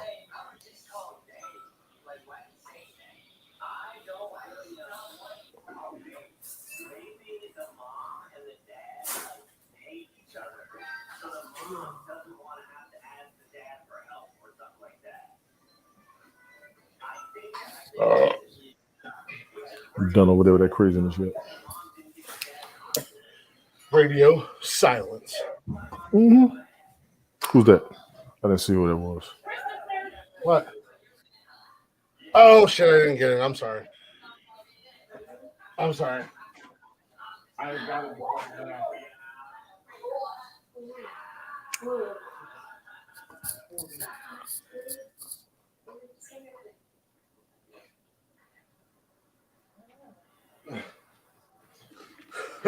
I forgot to get my hair out of the drain. He's gonna go take a bath. Because she got her ass whooped today at work. And I was like, shit, I'm sorry. I had to clean the drain out before I took a shower from her hair. The joys of both people in a relationship. Well, I mean, you don't ever have that problem, Tony D. Nope, ain't looking forward to it. You don't know what it's like to have hair. But both of us have long hair, and I have a long beard. Every time we take a shower, the drain is just covered in fucking hair. Y'all are ridiculous. You're ridiculous. You better get my drink straight on your new job, man. That's all I know. Oh, they do a competition at her job, right? Where you said that they every year.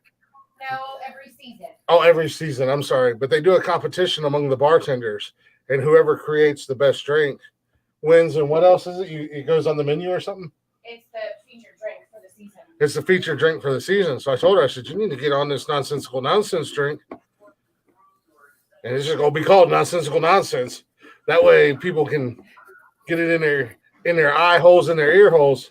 This drain's full of tribbles. Dude, Brenda Rick, you ain't wrong. You ain't wrong. Yeah. Tribbles or critters. I know tribbles. That's from Star Trek. Mm-hmm. Hey, Shady. What's up, Sadie? How you doing, lady? So I told her, I said, we're just gonna call it Nonsensical Nonsense Podcast. You don't know how what works. If I can just call it nonsensical. Well, I mean, if you make the drink and you get to create. Does it take to send a letter to Canada? Who's it going to? Canada. It says, Dear Canada, you. And vodka. Yeah, so it's called Squeeze the Day. So you could absolutely call it Nonsensical Nonsense.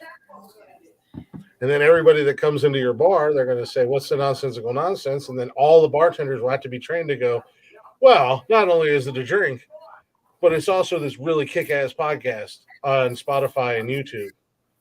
Drink the drink, enjoy it, and go. I know the exact face she's making. No, she's actually not. She's not even looking at you, is she? She is. I was. What was the face I was making? It was kind of like that. She was all. She was twirling on it. He says Zima.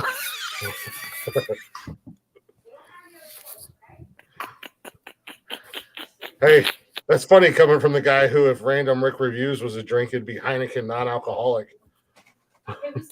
I got breaking news. Uh-oh. Oh, do we have breaking news, Sounder? I got breaking news. Do we have breaking news? We have serious breaking news.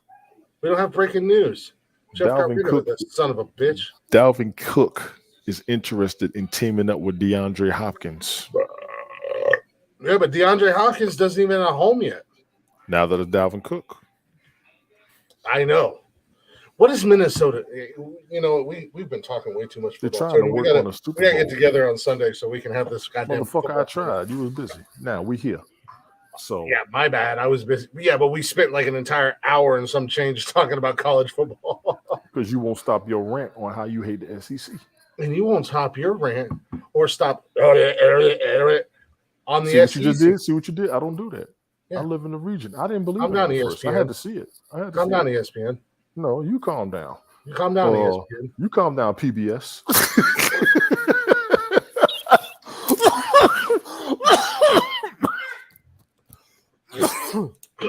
Calm your PBS ass down. This is the most random ass shit. ESPN and PBS up in the building, ladies and gentlemen. Give me a big one, please. Yeah. Just like Bebe's kid, So though. who the hell is PBS, gonna take we the don't vote die. for Who? You want to cut it out? No, I'll take it out. No, dude, that was crazy. Minnesota cutting Dalvin Cook. Yeah, I don't know if it couldn't was believe like that the injuries because he was having the last couple of seasons. He's gotten hurt, but he's still a beast when he's healthy. Thank you. Now here's the crazy part. Say Minnesota resigns him and DeAndre goes up there. Since they got rid of Oh, so you're talking conspiracy, trickery, little here. All right, I mean, I'm sitting here reading. I mean, the they story did now. just cut Adam Thielen. Thank you. Adam Thielen ain't there no more, right? That's what I said. I wasn't joking. Yeah, wow, the struggle was real, Mama. No, they got rid of Adam Thielen. They dumped Dalvin Cook. I like your little conspiracy spin on it, Tony D. I be thinking, motherfucker. I be thinking. I like that. That's a hell of a spin. Talk about it. M. Night Shyamalama ding dong twist at the end of the night. If that was Minnesota's game plan, Dalvin Cook's dude, from that would be Miami. disgusting though. If you put If he's D-Hop, he's from Miami. If he goes down there, they already got enough wide receivers. So who would need a running back and a wide receiver right now?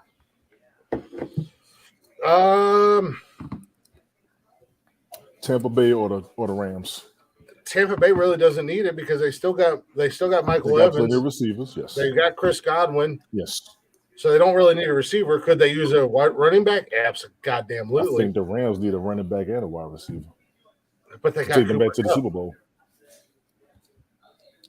Yeah. Could you imagine D-Hop and Double J in Minnesota though? D-Hop and Justin Dalvin Jefferson. Cook. Oh, yeah. No, I'm talking wide receivers. D-Hop and that's your Double man's. J. Justin Jefferson, that's your man's. That's your my man's. yeah. That's my dude. That's That's your my man. cat right there. That's my That's your guy. man. Fuck Jamar Chase, Justin Jefferson all That's day your long. man's. That's your man's. Mm-hmm. Double J, man. That's a sick motherfucker.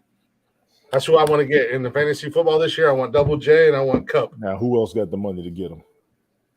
I'm gonna really piss everybody off. But at the same time, you talk about a team that could use a wide receiver and a running back duo, and Brian would like this. Them goddamn Texans. Easily. And not to shit on their running back that they have right now. D-Hop ain't I going know back he's, down there. but they got rid of Brandon Spoiler Cooks. alert. Guess who else is in Texas? Yeah, but they got Tony Pollard. Speaking of running backs without a job, Kareem Hunt don't have a job. Now we talked about him. He's kind of on a don't have a downward job. spiral. Zeke don't have a job.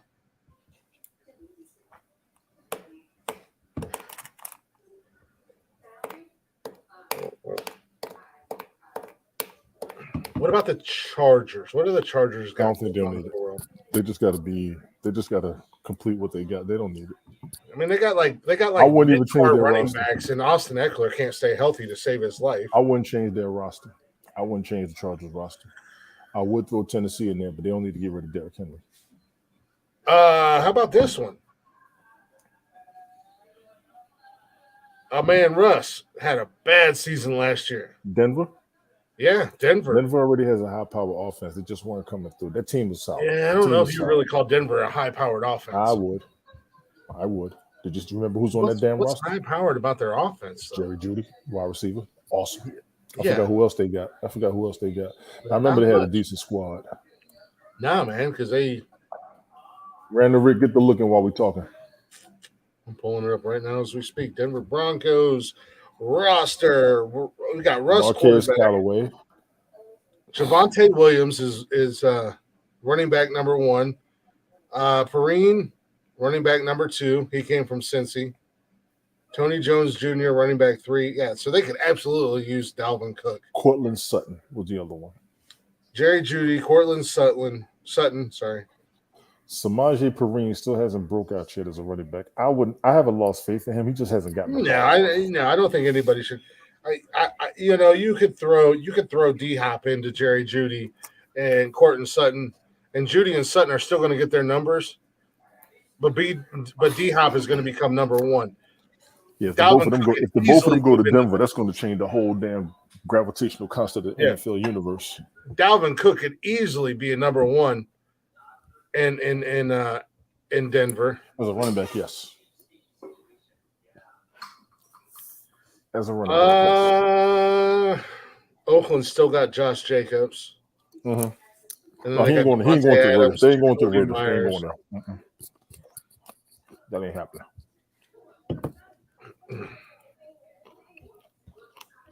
Trying to look and see. Miami's pretty set. They could use a running back. New England is probably one of the most probable locations.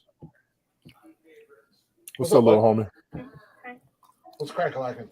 Is it raining out? Oh no, you're just sweating. Yeah. What you guys doing out there? They were playing soccer, but the street lights were turned on. Okay, well you can go out there for a little bit longer. Okay. Yeah, and we were playing soccer. Are your friends still out there? Yeah. Okay, we'll go out there and play soccer with them. So I started just watching them, then I put my glasses in, and I played, and my head got sweaty. So I whacked it, but I didn't have like the six, and the ball hit me. No, you'll be all right. They'll toughen you up. Until you play football this year. I'm just looking at the. I'm currently Yeah, look looking him at over. Look him over. Look him over. Seriously. Yeah, I'm looking at the AFC. New England would be a good spot for both of them to land if they played together. I don't think they'll do it. I don't think New England's going to do it, but I think that would be a pretty cool spot because running back wise, they got and no shade on Ramadre Stevenson. Mhm. He's decent enough. I wouldn't say I'll give him a mid-card running back, but he doesn't stay healthy. Wide receivers, they do have Juju Smith. They have Devontae Parker. Mm-hmm. That's about it. And Juju, and they were right there for the playoffs. They just got Juju in this offseason because Juju was with Kansas. That's what I'm saying. They just got to the playoffs without Juju. They were right there without Juju. Mm-hmm. So he was already one leg up on last season. New York Jets. I wouldn't mess with. I like Michael Carter, running back for you guys. That kid's a beast. The Jets have a young roster. Yeah, but they got their wide receiver core a little bit old. Those two will be too much on that team. That team is good already right now. Yeah, your guys' wide receiver core is is full of veterans. Young. Oh no, you got Alan Lazard. He's a vet. Corey Davis. Picked him up. You're right. Randall Cobb. Okay, I forgot Randall Cobb. Wilson. Garrett Wilson. He's a rookie. Not Randall Cobb. Randall Cobb's been in the league for 900 years at this point. Corey Davis. Yeah. You got one young receiver. You got a veteran receiver core. I think you guys are good. Denver, we kind of talked about that. Kansas, don't fuck with them. Don't fuck with the Kansas chemistry.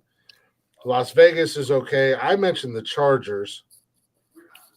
They got Austin Eckler. If he's injury prone, man. That's the only thing that I'm saying. Because he gets the ball. Wide receivers, Keenan Allen and Mike Williams. Yeah, I guess you're locked in there. Not bad. A D-Hop wouldn't hurt. Wouldn't hurt. A D-Hop and a Dalvin Cook combination in Chargers. Super Bowl. I agree. Especially Justin Herbert. Baltimore's kind of locked in, I guess you. J.K. Dobbins is yet to really explode onto the field. But, I mean, they got Rashad Bateman was a good wide receiver. They just signed Odell Beckham. They just got Aguilar. So they're good. You know what? Look at since he could use a running back because Joe Mixon's a mess. Cincinnati Bengals. Hold on. Cleveland don't need anything. I would take D-Hop. We don't need Dalvin Cook because what's going to happen to Dalvin Cook is the same thing that happened to Kareem Hunt. Pittsburgh. You still riding high on Najee? I'm not buying Najee in Pittsburgh. You know what? Since he could use them. Since he could use them. Since he could use both of them. Since he could use both of them. And it will be bananas. I mean, no, they don't need the wide receiver. They don't need the wide receiver. They don't. They don't need D-Hop because they got T. Higgins and Jamar Chase, and those guys are solid. Like I said, Joe Mixon, he's a Tyler Boyd. Right now. And Tyler Boyd. Yeah. Do they still have Tyler Boyd? Yes, they do. I don't think they do. I'm looking at the roster now. I'm looking at it too, and I don't see Tyler. I don't think Tyler Boyd's in Cincinnati anymore.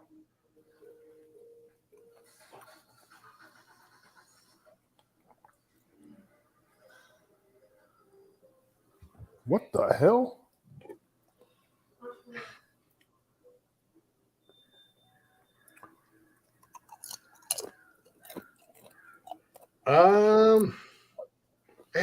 He's not on the roster.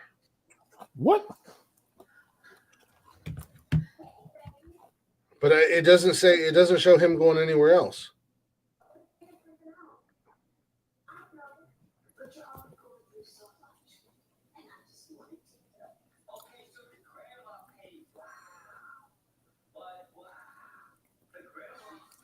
Yeah, so it's still saying Tyler. He's just not showing up on the roster. I got him on mine. Yeah, I'm looking at Yahoo Sports. I'm looking at Cincinnati Bengals website. Yeah, so it's just not showing up. But I just pulled up a bunch of stuff and it's still showing them. So yeah, they don't need a wide receiver. If you're talking and I'm looking at this purely as the two of them together on the same team. Yes. Duo. So AFC North is out. Tennessee, They're not gonna get rid of Derrick obviously Henry. Derrick Henry's there, so you're not going to mess with Derrick Henry. I don't know what their wide receiver is. Jacksonville. Jacksonville's growing what they got. Yeah, I mean they got Travis Etienne, and then they also have Dearness Johnson, who they got from Cleveland, and he ain't no joke. Wide receivers: Christian Kirk, Calvin Ridley, and Zay Jones. So Jacksonville, I wouldn't mess up that chemistry. Calvin Ridley went to Texas. I forgot about that. Yeah. Indy. Indy will be interesting. Well, Indy will be Jonathan interesting. Taylor's in Indy, so he's not. He's number one. But who else they got? Zach Moss. Those are your running backs, 1 and 2. Jonathan Taylor's not going to be anything less than a number one guy. Wide receiver wise, they got Michael Pittman Jr. Alex. So they got Brashad Perriman.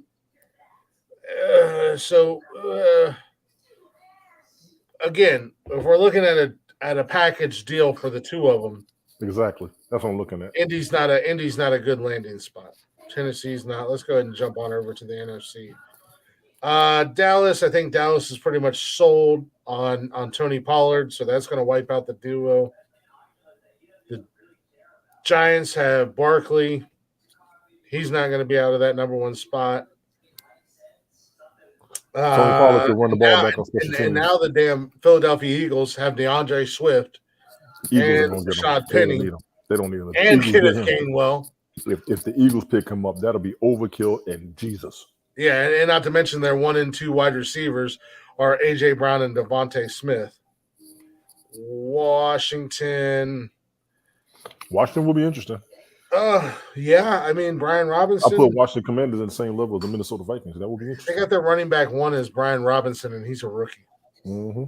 So, but then they got Terry McLaurin, old, and Curtis Samuel. That would be a good landing spot. Sounds like the Washington Commanders already. I like that landing spot. Sound like the Washington Commanders already. Yep, that would be a good. So Washington would be a cool landing spot under Ron Rivera. I like that. Yep, I like that. D Hop's obviously not going back to Arizona. LA Rams, they're pretty much established. I think the Rams would have been a good spot too.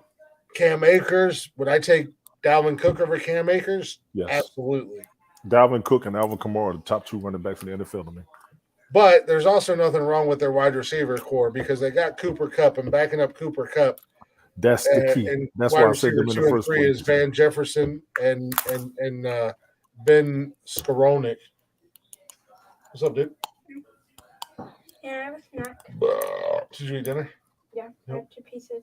Okay. Yeah, you can have a snack and then you need to get in the shower. Okay. And put clean clothes on. So, yeah, I would leave, obviously, LA's. San Francisco's solid. Seattle is, don't mess with that. Seattle would be interesting, too, if they added them. Yeah, but. That would make them Super Bowl ready, too. Yeah, but I mean, DK they don't need to mess Tyler with Lockett guys. are already. You're 1 and 2. And he will be a number 3 or compete for number 2. I think D Hop would compete against Metcalf for 1. And Kenneth Walker. I mean, you could use. I just don't think the duo is going to work, and that's kind of what I'm. No, I don't think they need it. That would be overkill. We're getting into the division that might be a really cool place for any one of these guys. And actually, I want to hold on for that for 1 second because as I looked at the division, and in my head, I'm instantly thinking of the players that they have. I'm going to skip them, and I'm going to go ahead and I'm going to jump to the NFC South. Tampa Bay, we already discussed. They have Mike Evans and Chris Godwin. They do still got Fournette still down there, isn't he? Fournette is still down there. New Orleans. I thought about New Orleans. Got Alvin Kamara and Jamal Williams. Alvin Kamara and Dalvin Cook in the backfield. Yeah, but you got Jamal Williams down in New Orleans. That is a nuclear threat. They got Chris Olave and Michael Thomas. New Orleans Saints, they love their Ohio State Buckeyes. They do love their Ohio State Buckeyes because they draft very heavily from Ohio State every year. If New Orleans pulled those two and they got robbed of the Super Bowl, we can go ahead and throw a conspiracy theory out there all day long. So, yeah, but I mean, I don't know. I like the Kamara and Jamal Williams team. I'm good with it. Don't get me wrong, but Yeah, I wouldn't want to mix that Dalvin up. Cook and Alvin Kamara on the same backfield. Yeah, but I think what's going to happen is the same thing that happened in Cleveland. That is a nuclear threat. But I think North what's going to Korea happen with his finger on the button. We wish you would. Yeah. But, yeah, I agree. And Derek Carr's their quarterback now. But I think what they're going to run into is what happened with Nick Chubb and Kareem Hunt. You have a solidified number one guy. Yeah. So you're going to watch, obviously, if Kamara is still able to play because he's got some legal issues. But you're going to watch Dalvin Cook's stock fall because he's not going to – and they just signed Jamal Williams. Fully understood and entirely what you're saying. That's what I'm saying. That's going to be – they're going to look like the Bucks when they went to the Super Bowl with everything they got on their squad. Yeah. There will be no stopping them. And New Orleans has been waiting. They've been getting robbed of a Super Bowl. Oh, yeah. They've been getting robbed. So they almost got to overkill just to get it. And I wouldn't even say nothing against it. They've been actually, Leonard Fournette is not in Tampa Bay anymore. God damn it, Click. They have The Rashad bad part is White I think you're right. and Chase Edmonds. They got Chase Edmonds from Miami. Rashad Penny, you said? No, Rashad. No, Penny's somewhere else. We talked Keyshawn Vaughn. Rashad White. Rashad White. Patrick Laird. Chase Edmonds, yeah, I see it. Rashad White's a rookie, but they have him. Ronnie Brown is still there. I remember Ronnie Brown from before, I think. They have him listed as running back one. Chase Edmonds. So, and then they have Mike Evans and Chris Godwin. So you could throw D-Hop and Dalvin into the mix in Tampa. With Baker Mayfield. Well, right now it's Kyle Trask as quarterback. This has got Baker Mayfield listed as quarterback one right now. They both could go down there. Yeah. They both could go down there. And that's what Tampa's shown over the last couple of years is that you can have talented wide receivers all over the fucking place, and they're going to spread the ball out. So that wouldn't be a bad landing spot. Could you imagine Mike Evans, Chris Godwin, and D-Hop together? Spread defense all day long. And then your backfield. No safety is in trouble. I would hate to be the safety for that squad. Yeah, obviously we don't know anything about Rashad White. He's a rookie this year. Chase Edmonds was not bad in Miami. But he's not a starter, in my opinion. He wasn't a starter in Miami. He was backup. I think he was also in Arizona at one point. So that would be a good landing spot for the duo. Obviously, Carolina's made a lot of moves in this offseason. They made strong. Now Carolina will be interesting. They got Miles Sanders. They got Miles Sanders and Chuba Hubbard, running back 1 and 2. Mm-hmm. Wide receivers Adam Thielen and DJ Chark, 1 and 2. Tight end Hayden Hurst. Mm-hmm. Good. Would I be mad if the duo went to Carolina? No, I damn sure wouldn't. Nah, I damn sure wouldn't. That would be another. That would be another. That would be another really good potential landing spot for those guys. Who's their running backs from Carolina? Miles Sanders and Chuba Hubbard. Dalvin Cook could easily take number 1 over both of those guys. And wide receiver, they got Thielen and who else? And wide receiver, they got Thielen and Chark. D-Hop would be number 1, Thielen would be number 2, and Chark would be number 3. So we got Carolina and the Commanders already, and the Bucks. Carolina, the Commanders, the Bucks. We said a couple other teams. I'm still sticking with Minnesota. That would be monstrous. And Denver. We had Denver too. We had Denver. And Denver. And even Jacksonville. I don't know if D-Hop would go back to Houston. I don't. But if he did, Mhm. and nothing against the running backs, because Damian Pierce was a monster for Houston last year. They Right. did pick up Devin Singletary. Yes. His numbers would have been so much better in Buffalo if Buffalo was a running team. They weren't. They're a passing team. And then at wide receiver, they have Robert Woods and Nico Collins. Right. D-Hop is number one over both of those guys all day long. And Dalvin Cook is number one over Pierce and Singletary all day long. And they got your mans from Alabama, Bryce Young. Talking about Carolina or Arizona? Or no, did Carolina take Bryce Young? And Carolina got shit. Damn, we got to do that draft. Carolina, Houston and Carolina were 1 and 2. One got homeboy from Ohio State, and the other one got Bryce Young, right?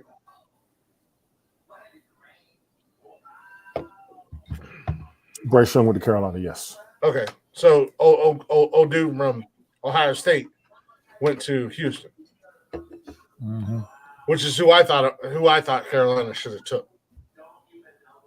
He's bigger, stronger, faster, but either way. So I'm going to go ahead and as far as the AFC goes, I'm going to throw Denver and Houston into that mix. Okay, I think I'm gonna go with the Commanders and the Vikings still. That's for the AFC. That's the AFC, and I think we said Jacksonville too. We said two. Oh yeah. I think we did say. I thought we said one other team in the AFC. Right. But as far as the AFC goes, I'm going to go my two landing spots: Denver and Houston for the duo. If they win as a duo, what's going on, Bungalow? As a duo is what matters. That's the whole. What's up, and that's the discussion that we're having. Whole thing. Yes. So in the NFC, I like the Commanders. I really like the Commanders.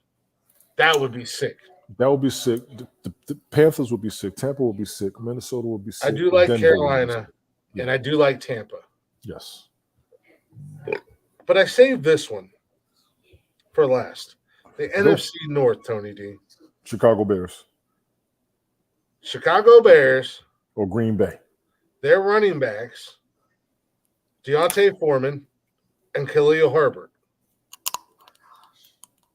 They're not Dalvin Cook status. They're not Dalvin Cook status, but Khalil Herbert's the future. They're wide receivers, DJ Moore, Darnell Mooney, and Chase Claypool. DJ Moore is going to be sick. DJ Moore was good in Carolina when Carolina was struggling. Well, he also cost him that game against the Falcons last season. Yeah. Mooney has been in Chicago. He's only 3 years in. I'm not super impressed. Claypool's 3 years in. He had some good. I'm not super impressed. I don't think he's anything. But with Justin Fields, D-Hop, Dalvin, Chicago, could be interesting because they got some good key players. I mean, if you put DJ Moore, my right receiver 1, 2, and 3 would be Hop, D-Hop, DJ, and Chase, and Darnell Mooney at number 4. And then obviously Dalvin Cook is absolutely going to be ahead of Deontay Foreman or Khalil Herbert. And Justin Fields has proven more. I mean, I hate to say it because he's an Ohio State guy, but he's a fucking rock star, man. Who? DJ Moore? Justin Fields, the quarterback for Chicago. He's a good. He's talented as fuck. The cat's got game, man. He's skill. Their future. He's their future. Hmm? He is their future. So I wouldn't be mad at Chicago. We already said Minnesota. Let's take a peek at Detroit. Jared Goff, quarterback. Jared Goff and D-Hop will be good. Right now, the only running back that they have listed is David Montgomery. Yeah, that's a problem right there. And he's listed as running back 2. They don't even have a running back 1. Now at wide receiver, they do have you go to Detroit. Amon-Ra St. Brown. Amon-Ra St. Brown's good. He's good. Jamison Williams, and Marvin Jones Jr. Is that Marvin Jones? I know that name. Is that the Detroit Lions. old coach for fucking? No, it was Marvin Williams. Never mind. I'm an idiot. This cat's got 11 years in the league. Marvin Jones Jr. Yeah, he been in the league for a minute. They go to Detroit. That would be it. Yeah, Detroit. I ain't mad at that. I like that. So they ain't got number one a playoff game. They ain't got no number one a playoff game, and they're good. Yeah. Last but not least, the Green Bay Packers. Jordan Love is your quarterback. Yeah. Do they want to go? But here's the thing. Here's the thing. Do they want to be in that weather? Do they want to be in that weather? Yeah, but here's the thing. Now, they don't have wide receivers at all. But they do have two solidified monster running backs in Green Bay. And Aaron Jones and A.J. Dillon. Easy. That duo is not going to Green Bay. Easy. So, and basically in the conversation that we've had, I think we both kind of agree and like the idea of Denver and or Houston in the AFC. But it looks like the conversation that we've just had, in our opinions, this is our opinion, and we're not NFL experts, but it seems like the best place for these two gentlemen, if they were to play together, if they wanted to play together, would be the NFC, whether it be the Commanders, which you and I both really like that. We like that spot. That would be awesome. We also both liked Chicago and Minnesota. Minnesota with the okey doke. Tony kind of pulled that one out of nowhere and really kind of shook me up. The first one that hit me. They right there. They right there to be in the Super Bowl. Yeah. Just pull that little fucking okey doke on everybody. They right there to be in the Super Bowl. I said that. But we also like. Yeah, but we also like the Bucks in Carolina. So I mean, it really looks like, we feel based off of our opinions that they're gonna, if they play together as a duo, and this is only as a duo, this isn't them separately or anything like that, they're gonna land somewhere in the NFC. Or Denver as an AFC team. Or Denver. Well, I mean, we had two teams in the AFC. We had Denver and Houston that we liked, even though we don't think Houston I'm throwing out the window. If they go to Houston, I'll be surprised. In the NFC, we had Washington, Minnesota with the okey doke, Detroit, Chicago, Carolina, or Tampa Bay. I mean, we had 6 potential landing spots in the NFC for these guys as a duo. Again, players say they want to play with each other a lot in the NFL. It's not the NBA. It's not the NBA where you say I want to play with somebody and the NBA is going to make it happen. The NFL, they've got a salary cap. They got to work on numbers, and they also got to look at the people that they're already. And that's what I said. As much as I would love for D-Hop to come to Cleveland, and I know that him and Deshaun want to play together again, I don't think Cleveland has the money, and I'm not holding my breath. I'm not thinking it's going to happen. I'm not holding my breath on it happening. Would I be excited if it happened? Hell yeah. You're going to give me Deshaun Watson and let him throw the ball to David Njoku, Amari Cooper, Donovan Peoples-Jones, Elijah Moore, and D-Hop? Right. And then you're going to have Nick Chubb in the backfield? I'll take that all day long. I'm taking what we have already. D-Hop is a fucking bonus at the end of the day. Yes, he is. D-Hop is if you're a salesman and you busted your ass all year round, and then you get that bonus check at the end of the year. You're the number one salesman in the company, and you get that big fat. That's what D-Hop is to me in Cleveland right now. I agree. We don't need him, but we wouldn't be mad if we got him.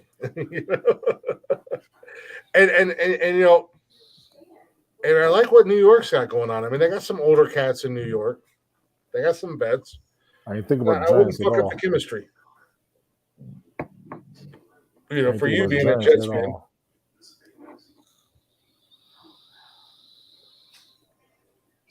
Giants were not even in my damn radar. No, and the only reason that I took the Giants out because we were talking specifically as duos, and Yeah. they're not gonna bounce Barkley No. for Dalvin. It's the same thing with Indy. Indy's not gonna bounce Jonathan Taylor for Dalvin. When those guys are healthy, Jonathan Taylor and Saquon Barkley are monsters. Yeah. Now they have had some injury issues and stuff like that. Obviously Jonathan Taylor missed almost an entire season. I think Barkley missed almost an entire a couple of years ago, because I know in my fantasy football league, I had a guy who had both Saquon and Jonathan Taylor, and they both went down in the same season, and it fucked him. But when they're healthy, those are guys, especially in those offenses, because those offenses, they don't really have a great pass game or a great passing core. They have a mediocre mid-card passing core that's going to get the job done to a certain degree. Cleveland was like that for a long time.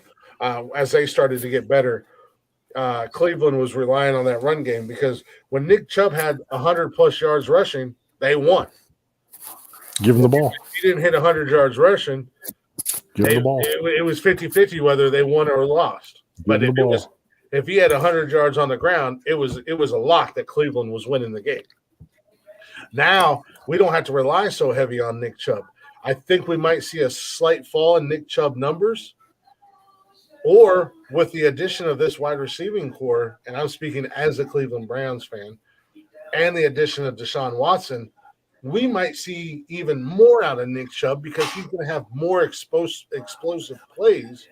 But the wide receivers and the tight ends are still going to be doing their job enough to where Cleveland doesn't have to rely so much on the shoulders of Open that hole and let them go. Yep. And it's the same thing that, the defense. Now we have a defensive line that you got guys that want to play with Myles Garrett, and you have guys that know they're going to get numbers, but they're going to make sure, like that cat that we signed, and he's like, look, I don't have no problem whatsoever being the Robin to Myles Garrett's Batman, because he's going to eat, but I'm going to eat too. We both going to eat. At the end of the day, we all at the same table, and we all leaving with our bellies full. Exactly. So we'll get him ready for bed, man. Get your clothes up. Get your clothes up. I'm gonna drop down. This has been cool as always. Get him ready for bed. Go to bed, little boy. Get him ready for bed. I gotta get him up in the morning. You gotta drop him off at his mom's in the morning before you go to work? No, she's still down there with my stepdaughter.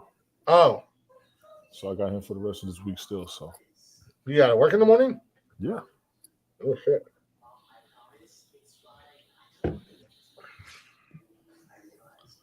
Well, you drop him, you get him ready for bed, you drop down. I got another hour to fill. We'll see what I can talk about. All right. I'm gonna I'll catch you Wednesday night then. Y'all be I'll good. see you Wednesday night, man. Mother had Much mother love, made brother. mother fuck you and all that good shit. Peace, dude. All that. Much love, brother. All right, peace. Love you. All right, I'm going to take a real quick break because I got to pee. I'm going to grab a couple more beers. Let's see. Let's just grab something here. Let's do this. I like this. My man, Tommy Johansson, with his cover of Skid Row's 18 in Life.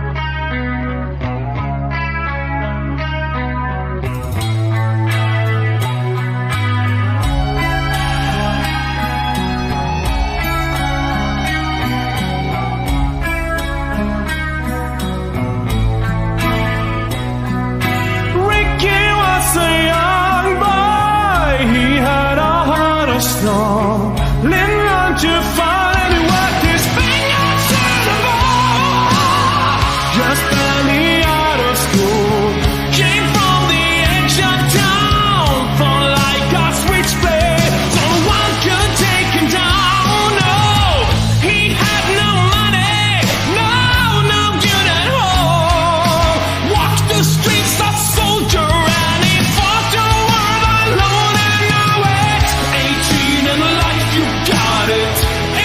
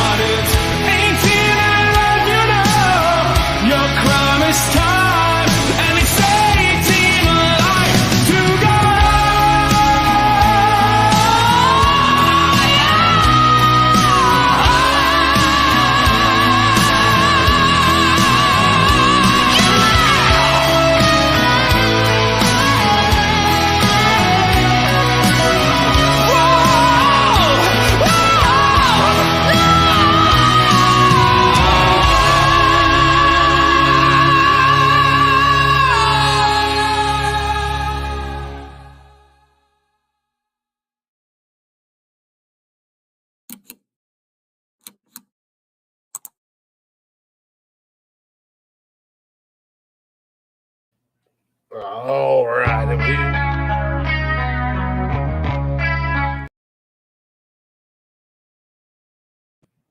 Didn't mean to start that again. My apologies. My apologies. Welcome back to Nonsensical Nonsense, everybody. Tony had to dip out. He had to put the little man to bed. Dad duties. You understand being a parent, man. The joys of parenting. But welcome back to the show. If you're not already, go ahead and check us out on all them social medias: Facebook, Instagram, Twitter, and TikTok. Don't forget to check us out live every Monday and Wednesday with our brand new time.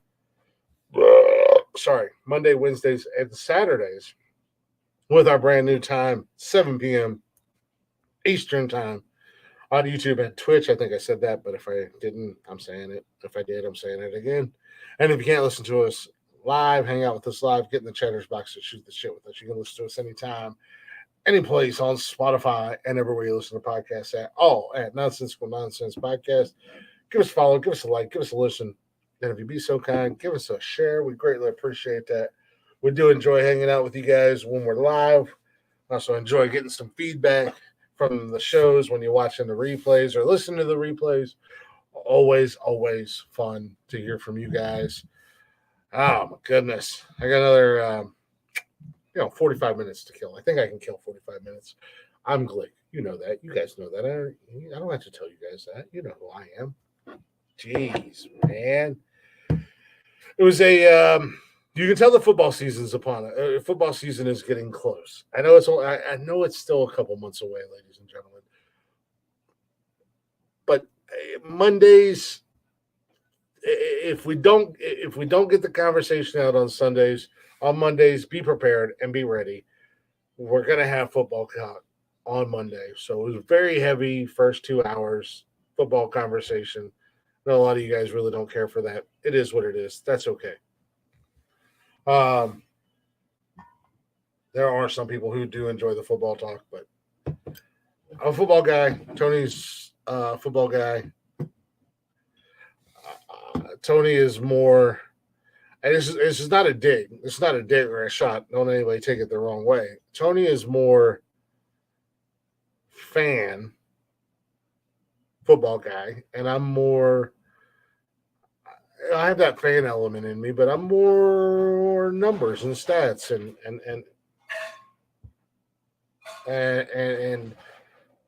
production and stuff like that. I don't need to know. Oh, I don't want to hear. Oh, they're not giving him the ball. Oh, he's not this. Well, there's a reason why he's not getting the ball, and I'm gonna break it down for you. I'll break it down for you if I have to, stat by fucking stat.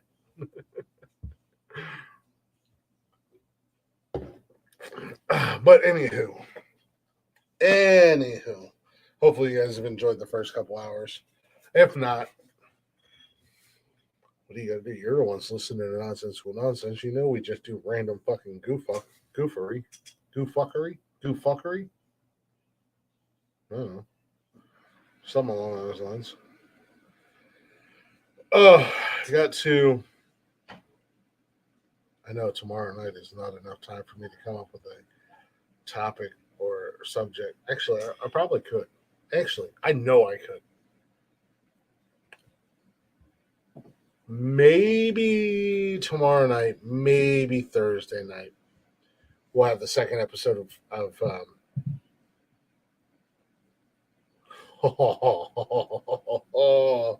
maybe tomorrow night. I think I'll just watch our social media.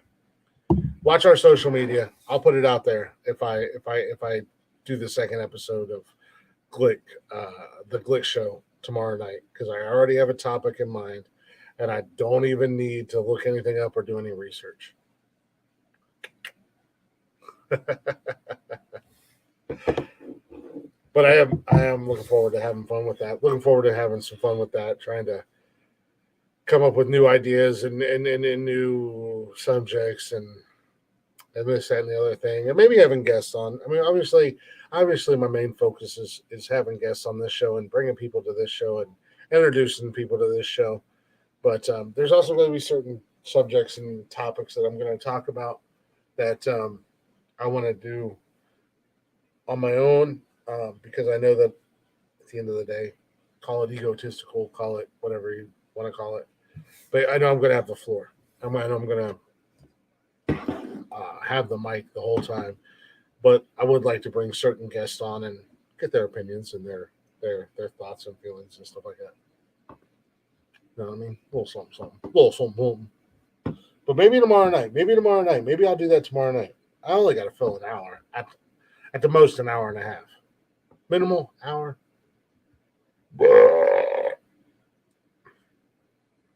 Just watch the socials.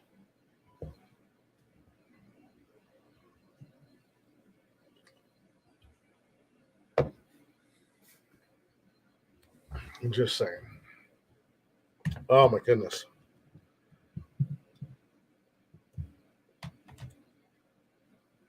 Trying to think of what I can spill the beans about. Be on the lookout. We may be on more platforms as a show as a whole. I am working on some guests. Hopefully here very soon. We might have a cat on here very soon. And I might end up just turning Jeff and Tony's mics off and him and I just going at it while we're on the show. Not going at it in a bad way, but just like just having fun and rocking and rolling. I know Tony's not ready for him. Jeff could probably hang, but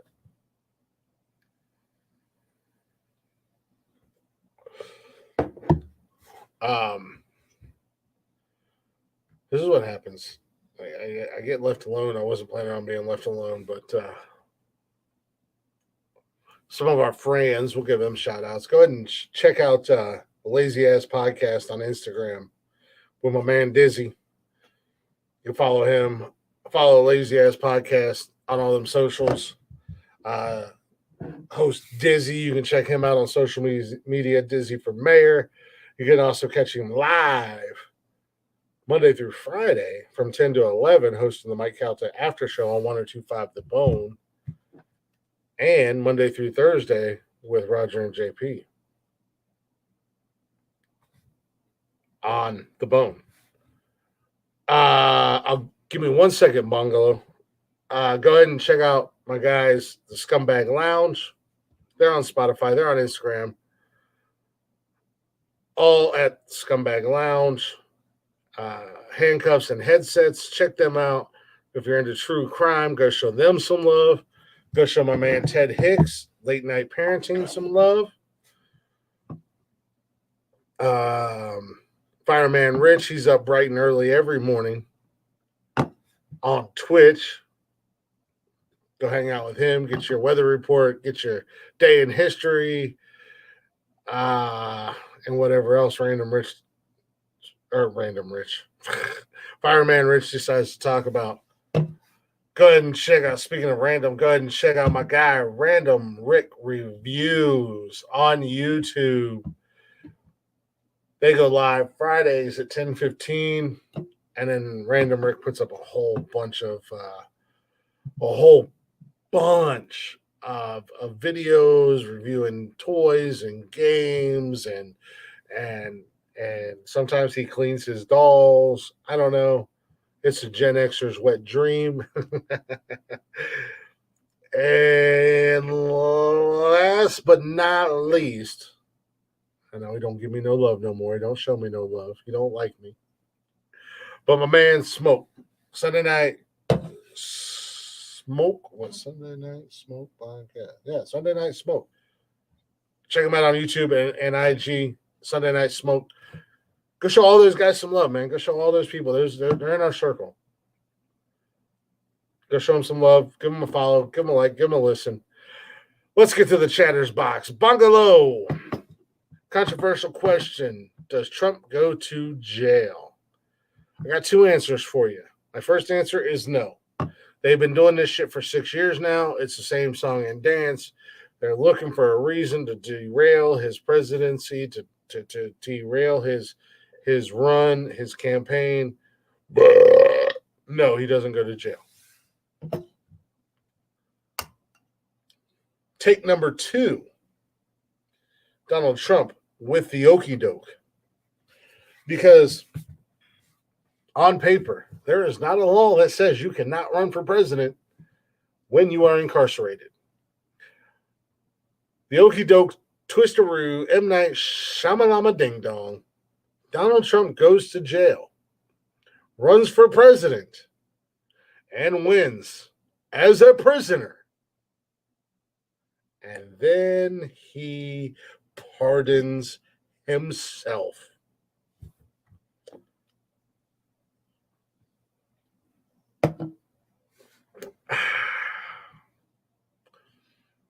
Does Bud Light recover? If yes, what year? I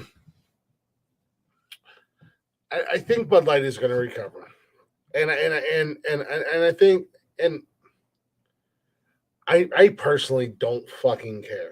I've had this conversation. I've said this a million times. And hey, Bungalow, good looking out, bro, or sis. I honestly don't know if you're a dude or a chick, but I feel like we need to have you on the show. Good looking out, because I'm just stammering and stummering around, and you're going to give me something to talk about. So cheers to you. Good looking out. Does Bud Light recover? I think they do. I think by this time next year, much like anything else in the day and age that we live in, you have to factor in attention spans and people's level of aggravation and frustration. I think by this time next year, Bud Light's going to be fine. Well, fair enough. Well, thank you, ma'am. It's ma'am. No, I'm just kidding. Bungalow. All right, there we go. I like it. We'll take it. If you say so, I don't know any better. Either way, we'd love to have you on the show one night. Not tonight, because it's almost over. But or you can come in and hang out with us. Yeah, no, I absolutely. Anheuser-Busch is one of the biggest beer production companies in the world. If you look at their umbrella of beers that are under their umbrella, and companies that are there, they're going to be just fine. Budweiser and Bud Light, obviously the.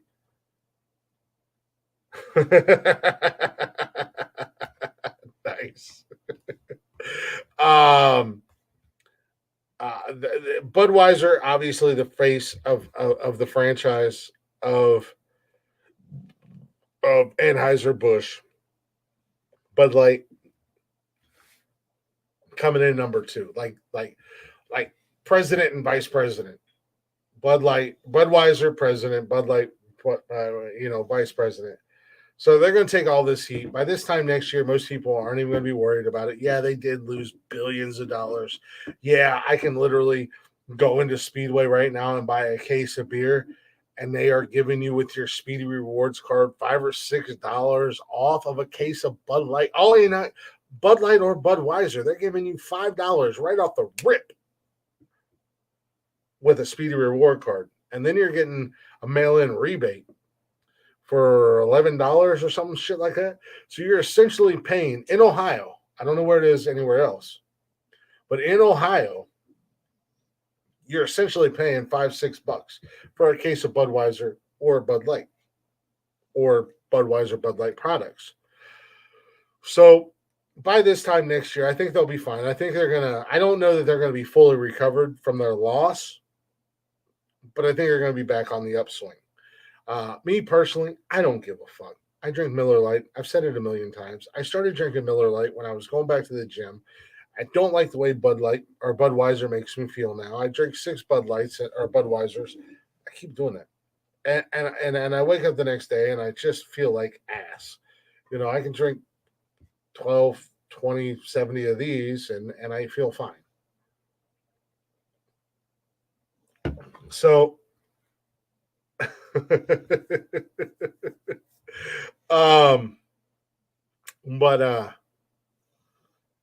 that was another reason I switched to Miller Lite. And I was drinking Michelob Ultra Light, again, under the Budweiser umbrella.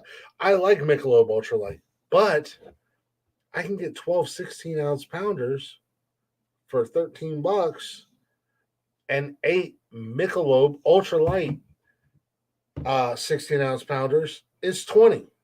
Do the math. It's beer economics, ladies and gentlemen. And that's in the Glictionary.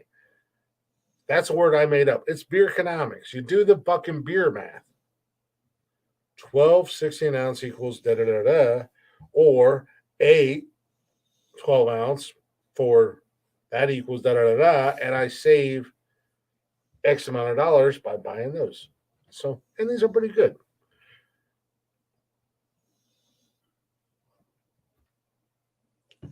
So, absolutely, I think Budweiser and Anheuser and Bud Light will 100% recover. It'll take them a few more years. I think it'll take them 2-3 years max to recover the money loss or recuperate from the money loss. But they're going to recover. They're going to bounce back. You can't stop a steamroller. And as far as beer sales and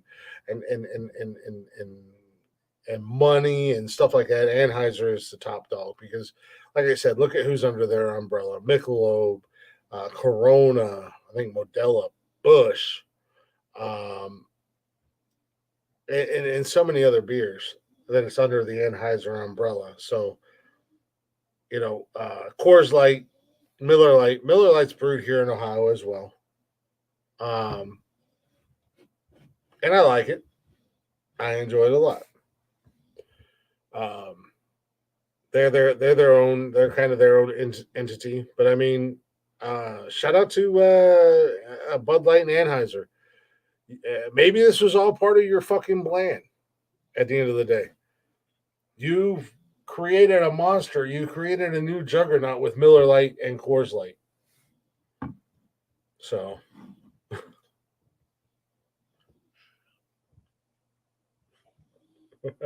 See your last comment there, Bungalow. But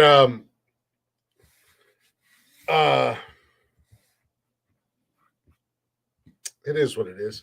It's like everything in this world. Everybody's mad at Ford right now because they turned the Mustang into an electric SUV. I love the Ford Mustang. I have loved a Ford Mustang my entire life. I think it's a beautiful car. And I don't know what they did. And everybody got mad at them. But everybody's still fucking paying out the ass for a fucking bullshit ass Ford.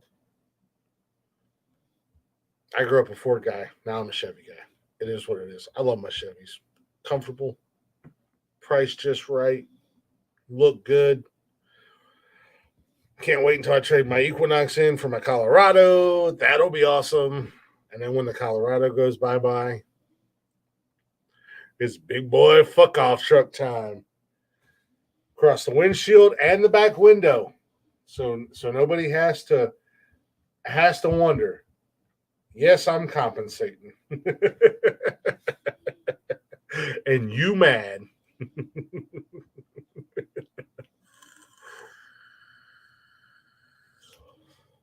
Because when I get rid of the Colorado, it will be a brand new Chevy 2500 4x4 quad cab. Big ass fuck off truck. And I want it in blue or black. I want my Colorado in blue or black. But I want that big Chevy in blue or black because Chevy's got a sexy blue, man. But I also got to get Mama her Jeep Wrangler. I promised her I'd get her a Jeep Wrangler.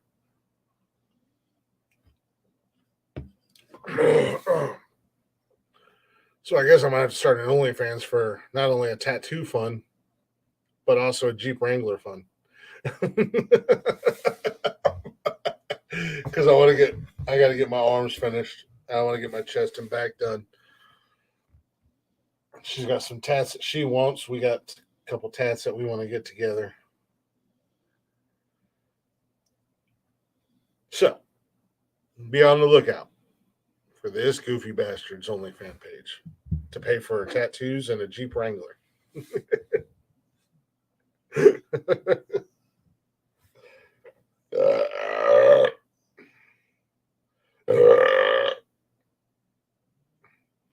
Susan, I used to think Mama was joking about me starting an OnlyFans, but as of recently, I think she's pretty goddamn serious.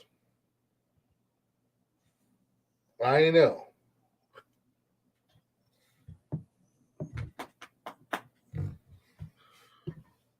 Suzo's my doggo. Hi, Dodo.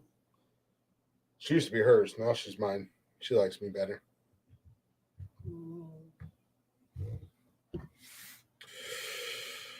Yeah, that's my world. Tattoos and Jeeps. What happened to the Chevy truck? What Chevy truck? What do you mean, what happened to the Chevy truck? I never had a Chevy truck.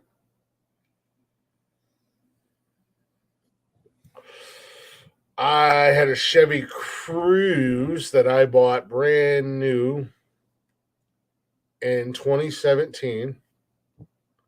And I had that for about 4 years. Yeah, right around 4 years. Or no, yeah, just a little over 4 years. And last year, actually, I think we're coming up on our 1 year anniversary. Check and see here. I think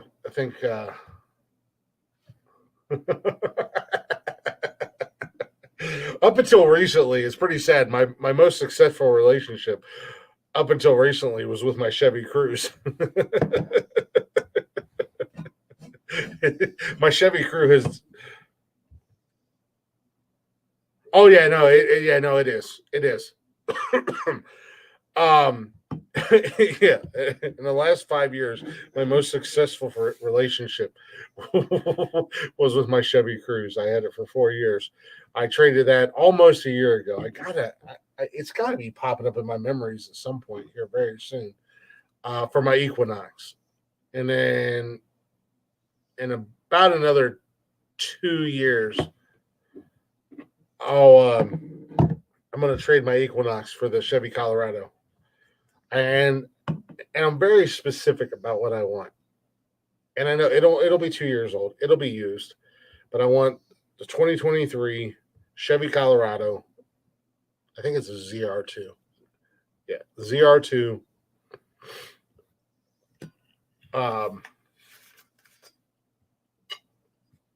So it's like the equivalent of a Ford Ranger in the Chevy world. But it's a quad cab, lifted, roll bar, all the bells and whistles, and I want it in blue or black. That's what I'm going to get next. And then after my son turns 18 and graduates high school, that's when I get my big boy truck. I have not had a full-size truck.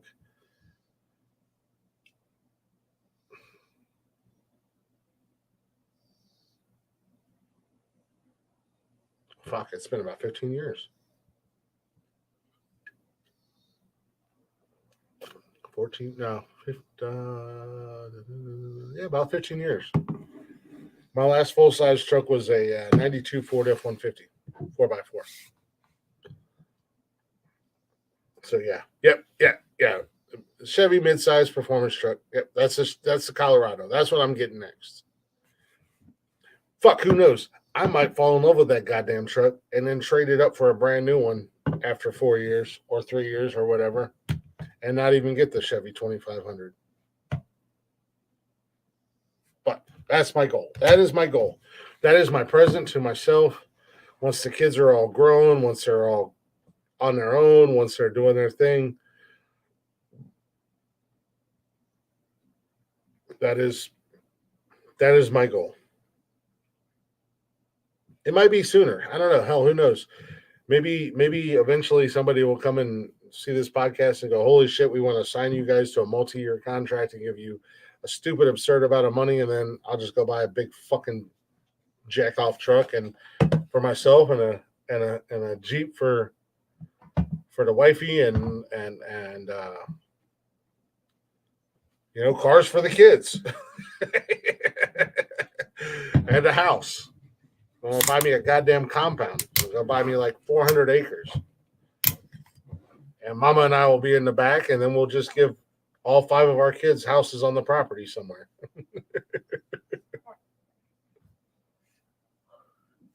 What you talking to? Oh, it's you.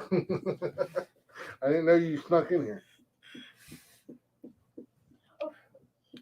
I don't think the podcast is going to get signed for a multi-million-dollar deal anytime soon. But but if it happens,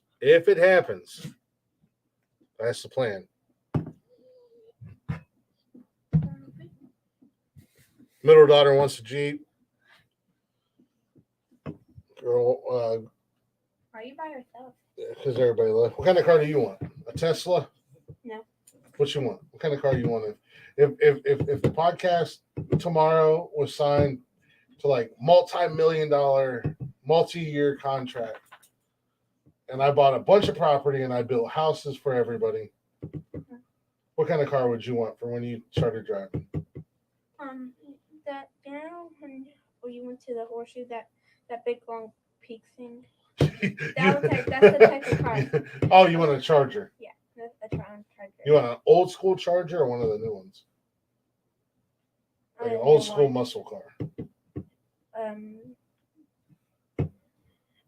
Look up a 1970 Dodge Charger. what is it? 1970 Dodge Charger. 1970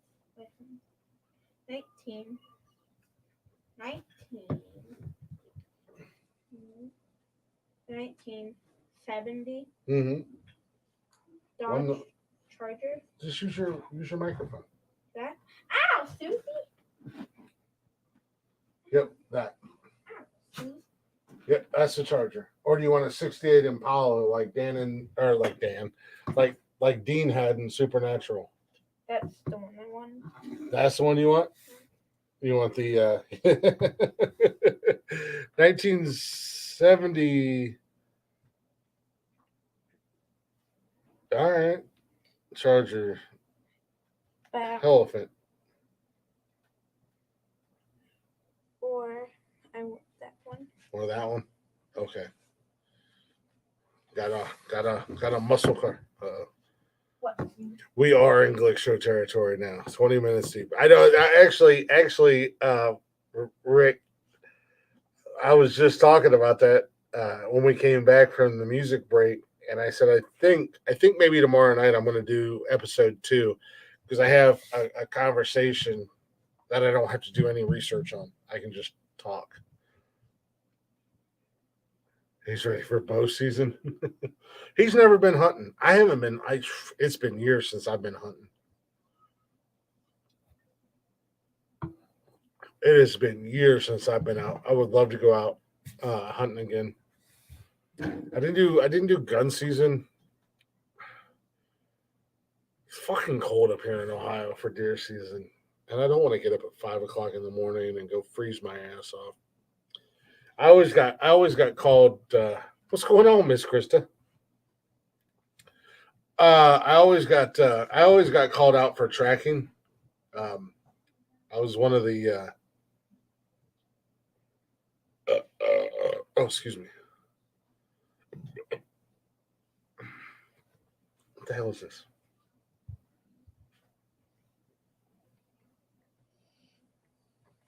Out of all my buddies, I was always the best tracker. So, house phone would ring during deer season, and if it was for me, I knew that I had to go track a goddamn deer. But I never got into.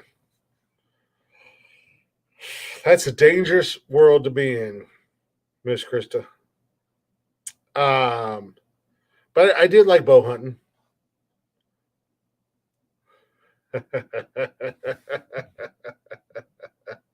Random Rick, I appreciate you asking. Is it still the long one? Hold on a second. I have to. Shit, it only gives me 21 seconds. Actually, I'm going to go ahead and play this as an interlude, or interlude thing, but I have to piss, and I'll come back and I'll tell you what the topic is. From the cavalry, no fighting. Oi! No fighting. No fucking fighting. No fighting. No fucking fighting! Good. Get the fuck in.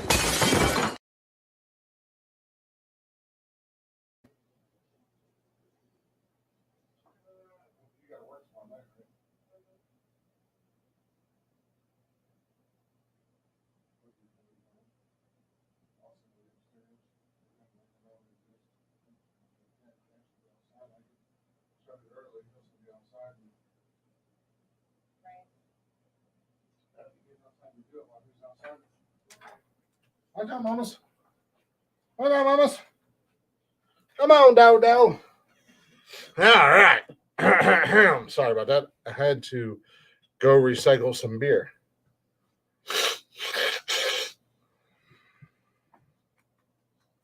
A lot going on. Plus, I found out a friend of a friend, someone I knew of and hung around once or twice. Oh, shit. I am sorry to hear about that, Miss Krista. I'm sorry to hear about that, girl. That's fucking tough. That sucks. Topic of the Glick Show tomorrow night. What's tomorrow night? I'm gonna record the Glick Show. Do you do it on this? Yeah, it's my show that I do by myself now. It's kind of like, doesn't Tony do one by himself too? Tony does like 473 shows by himself. I know that he does one about football. Yeah, he does football. He does a music show, and then he just does talk. Then he also used to do a gun one. No, Tony don't like guns. And then that was Jeff. No, Jeff didn't do a gun one either. I saw one of the people that he knew did a gun show.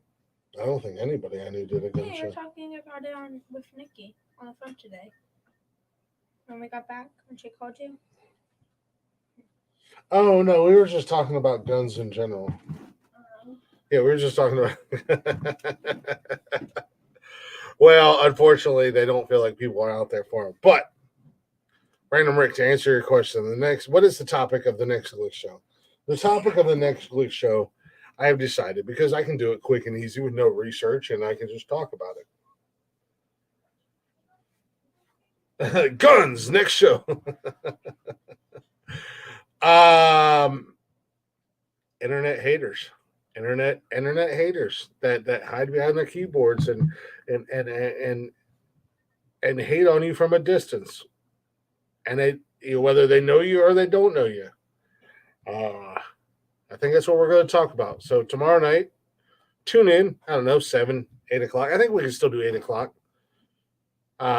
For episode number 2 of the Glick Show.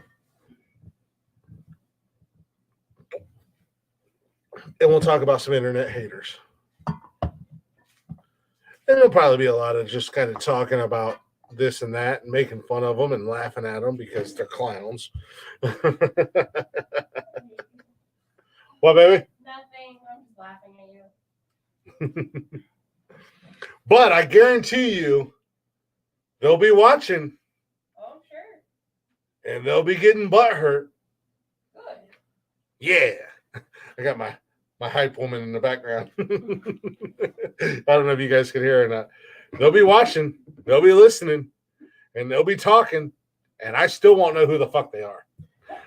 Because there's so many people that hate this show who's never listened to it, couldn't pick me out of a lineup. Absolutely. Random Rick, as much as we joke and we bust each other's balls, and we have our podcast heat, our podcast beef and smoke, if you will. If they're watching, you're giving us numbers at the end of the day. We joke around with each other. Those of you guys who've been around long enough, that Random Rick, that's my boy, that's my guy. He's been on our show a couple times. I've made one appearance on his show My bad. I apologize. I suck. I'm the worst. Rivals.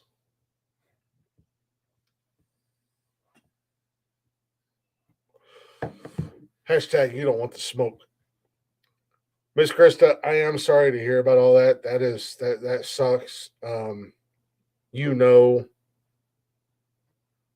if you know better than anybody else. You know, if you want to talk, if you need to reach out to somebody, I'm right here. I've always have been. You're like my little sister. There's a lot going on in your world right now. And trust me, the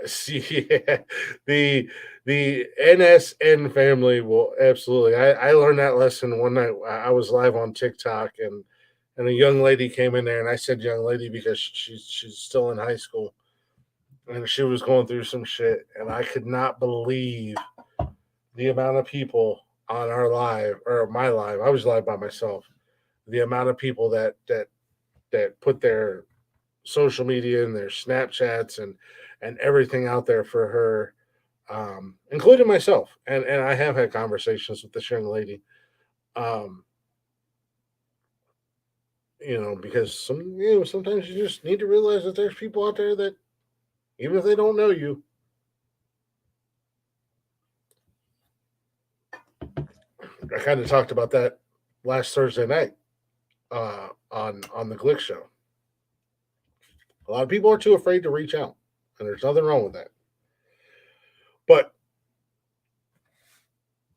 know that there are people out there. And Miss Krista, outside of myself, you got a whole mess of friends from way back in the Periscope days, girl, that you could talk to. Even some of them that are really brash and kind of assholes, when it comes down to it, when it comes down to being real, like Hoss.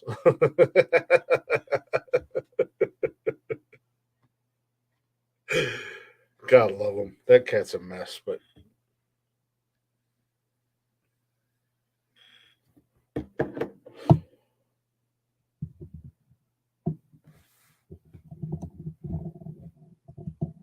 you know,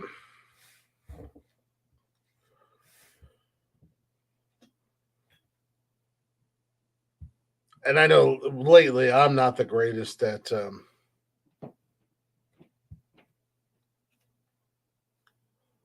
I am fucking terrible about social media, but I will respond to certain people immediately.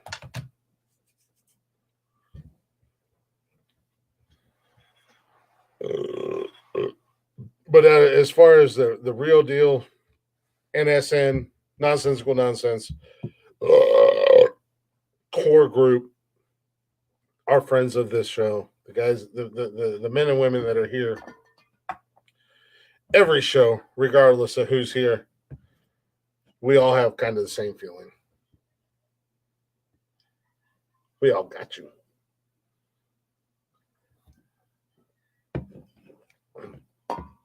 Got any of you. Except Random Rick. Fuck that guy. Fuck Random Rick.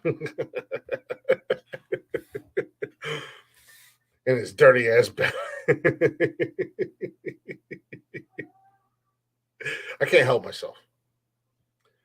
Anywho, but yeah. So probably tomorrow night. Actually, no, probably. Definitely tomorrow night. Tune in. It's all the same social media because fuck Random Rick.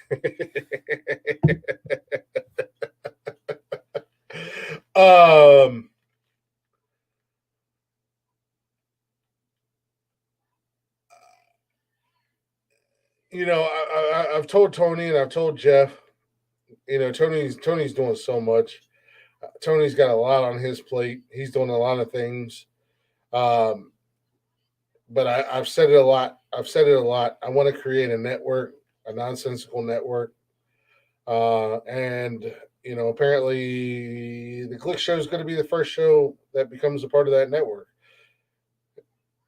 That's a good thing, but it's a bad thing because once again, my ego and being a narcissistic prick is is gonna be under fire because the first show under the umbrella is my show. But these guys have had 2 years to come up with content. 2 years to come up with shows.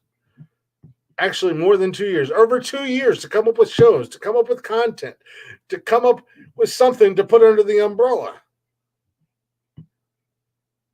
And it took me getting my balls busted for 2 goddamn years about doing a solo show before we finally get the first show under the umbrella.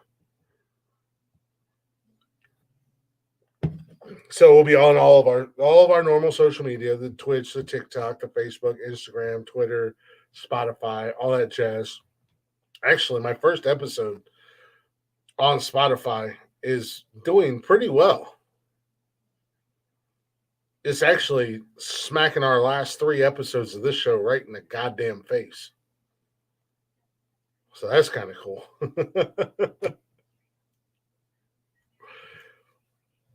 But, yeah. I like when the odds are stacked against me. 3 versus 1. And I'm winning. And don't you fuckers try to twist this and turn this into something weird. And you be quiet too, ma'am. She can't hear me. 3 on Glick, 3 on 1. So I ain't mad at that. Shout out to you guys. Shout out to you guys who tuned in and who are checking out the first episode.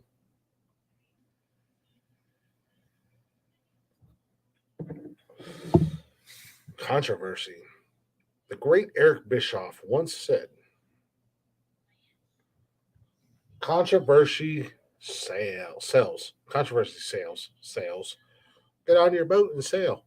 Come sail away, come sail away, come sail away with me. Great Eric Bischoff, who ran WCW, and then he was in WWE and wrestling. This is wrestling talk. But he wrote a book, Controversy Sells. And if you want controversy, I like it. Don't you bite me, bitch.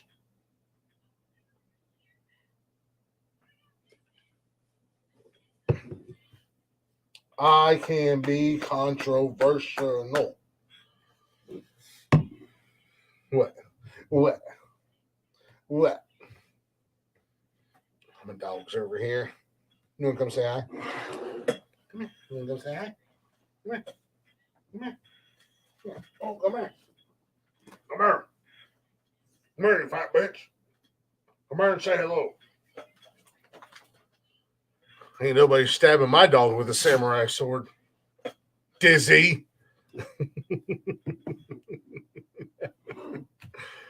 Anywho, I think I've talked about as much as I can talk tonight. I have to get up and go to work in the morning.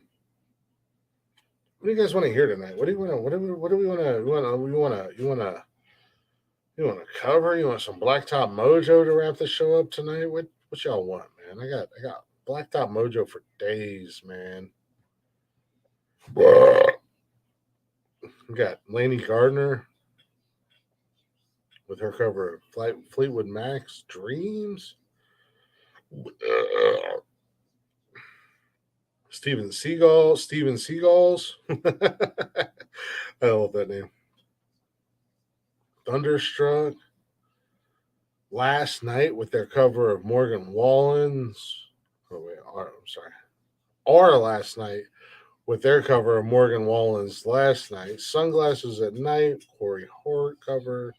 The Cleverleys, No Diggity, Journey by Eva Under Fire.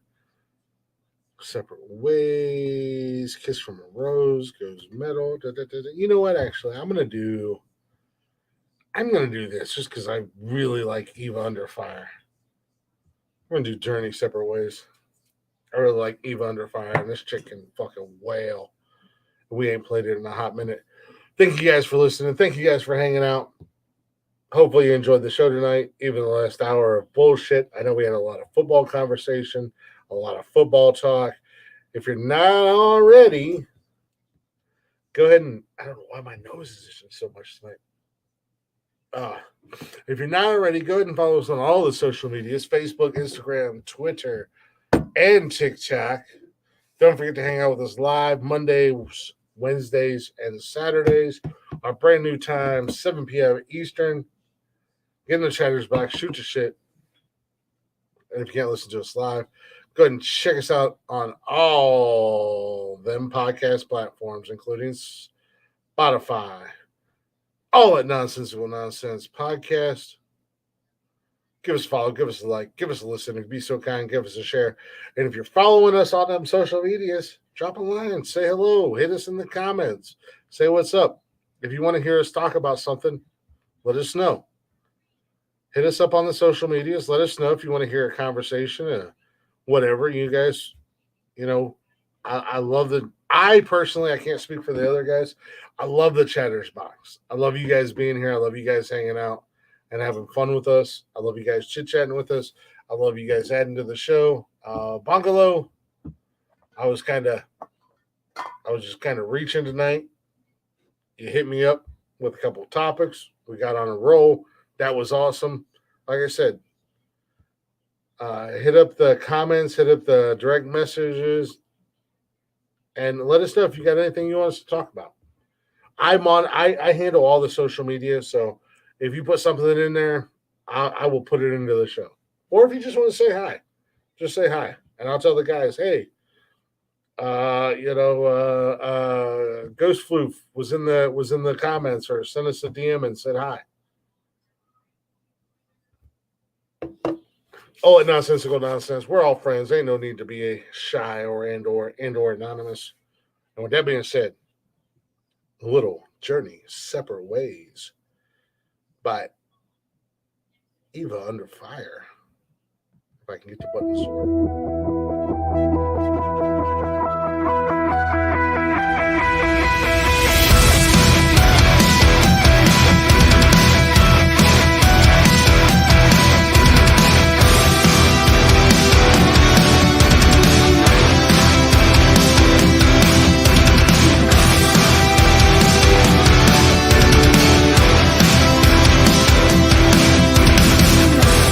Here we stand,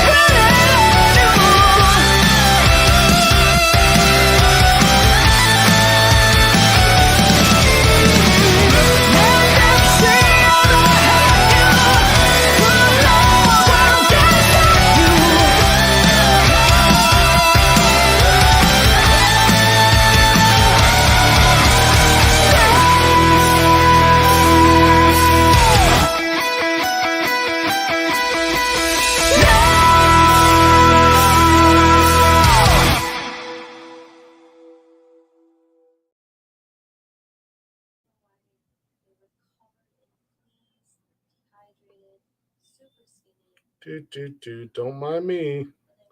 I'm just Snapchatting a fellow Cincinnati Reds fan. Or not Snapchatting, Facebook. Commenting. Sorry. My bad. Yeah. I love that fucking song. First and foremost, I love that goddamn song. Eva Under Fire did a phenomenal cover of that song. Chris Daltrey and my girl from Hailstorm, Izzy Hale, they just did a cover of it a couple months back, which is just fucking disgusting. But I love Journey. Steve Perry, nobody's going to ever be able to do what Steve Perry does. And with that being said, ladies and gentlemen, this is Nonsensical Nonsense Podcast. I'm Glick. Appreciate y'all hanging out. Appreciate y'all listening. I done told you once before the song started. I'm going to tell you again. Go ahead and check us out on all them social medias, Facebook, Instagram, Twitter, and TikTok. Don't forget to come hang out with us live on YouTube every Monday, Wednesday, and Saturday, 7 p.m. Eastern Time. Get in the chatter's box, shoot the shit with us. And if you can't listen to us live, go ahead and check out them replays and listen to us on Spotify and everywhere you listen to podcasts at, all at Nonsensical Nonsense Podcast. Give us a follow, give us a like, give us a listen, and don't forget to give us a share. Also, turn your goddamn notifications on. You sons of bitches. That way, you know what we do when we do how we do. Baby. In the words of Jeffrey, adeuces. Tony done told y'all, sons of bitches. You done heard him tell you. I'm not going to repeat it. The big dog would tell you guys, peace out and down. Stan would say something about he's going to pet his wife and beat his dog. I really am not quite sure what's going on in Stan's world. Maybe he's going to, I don't know.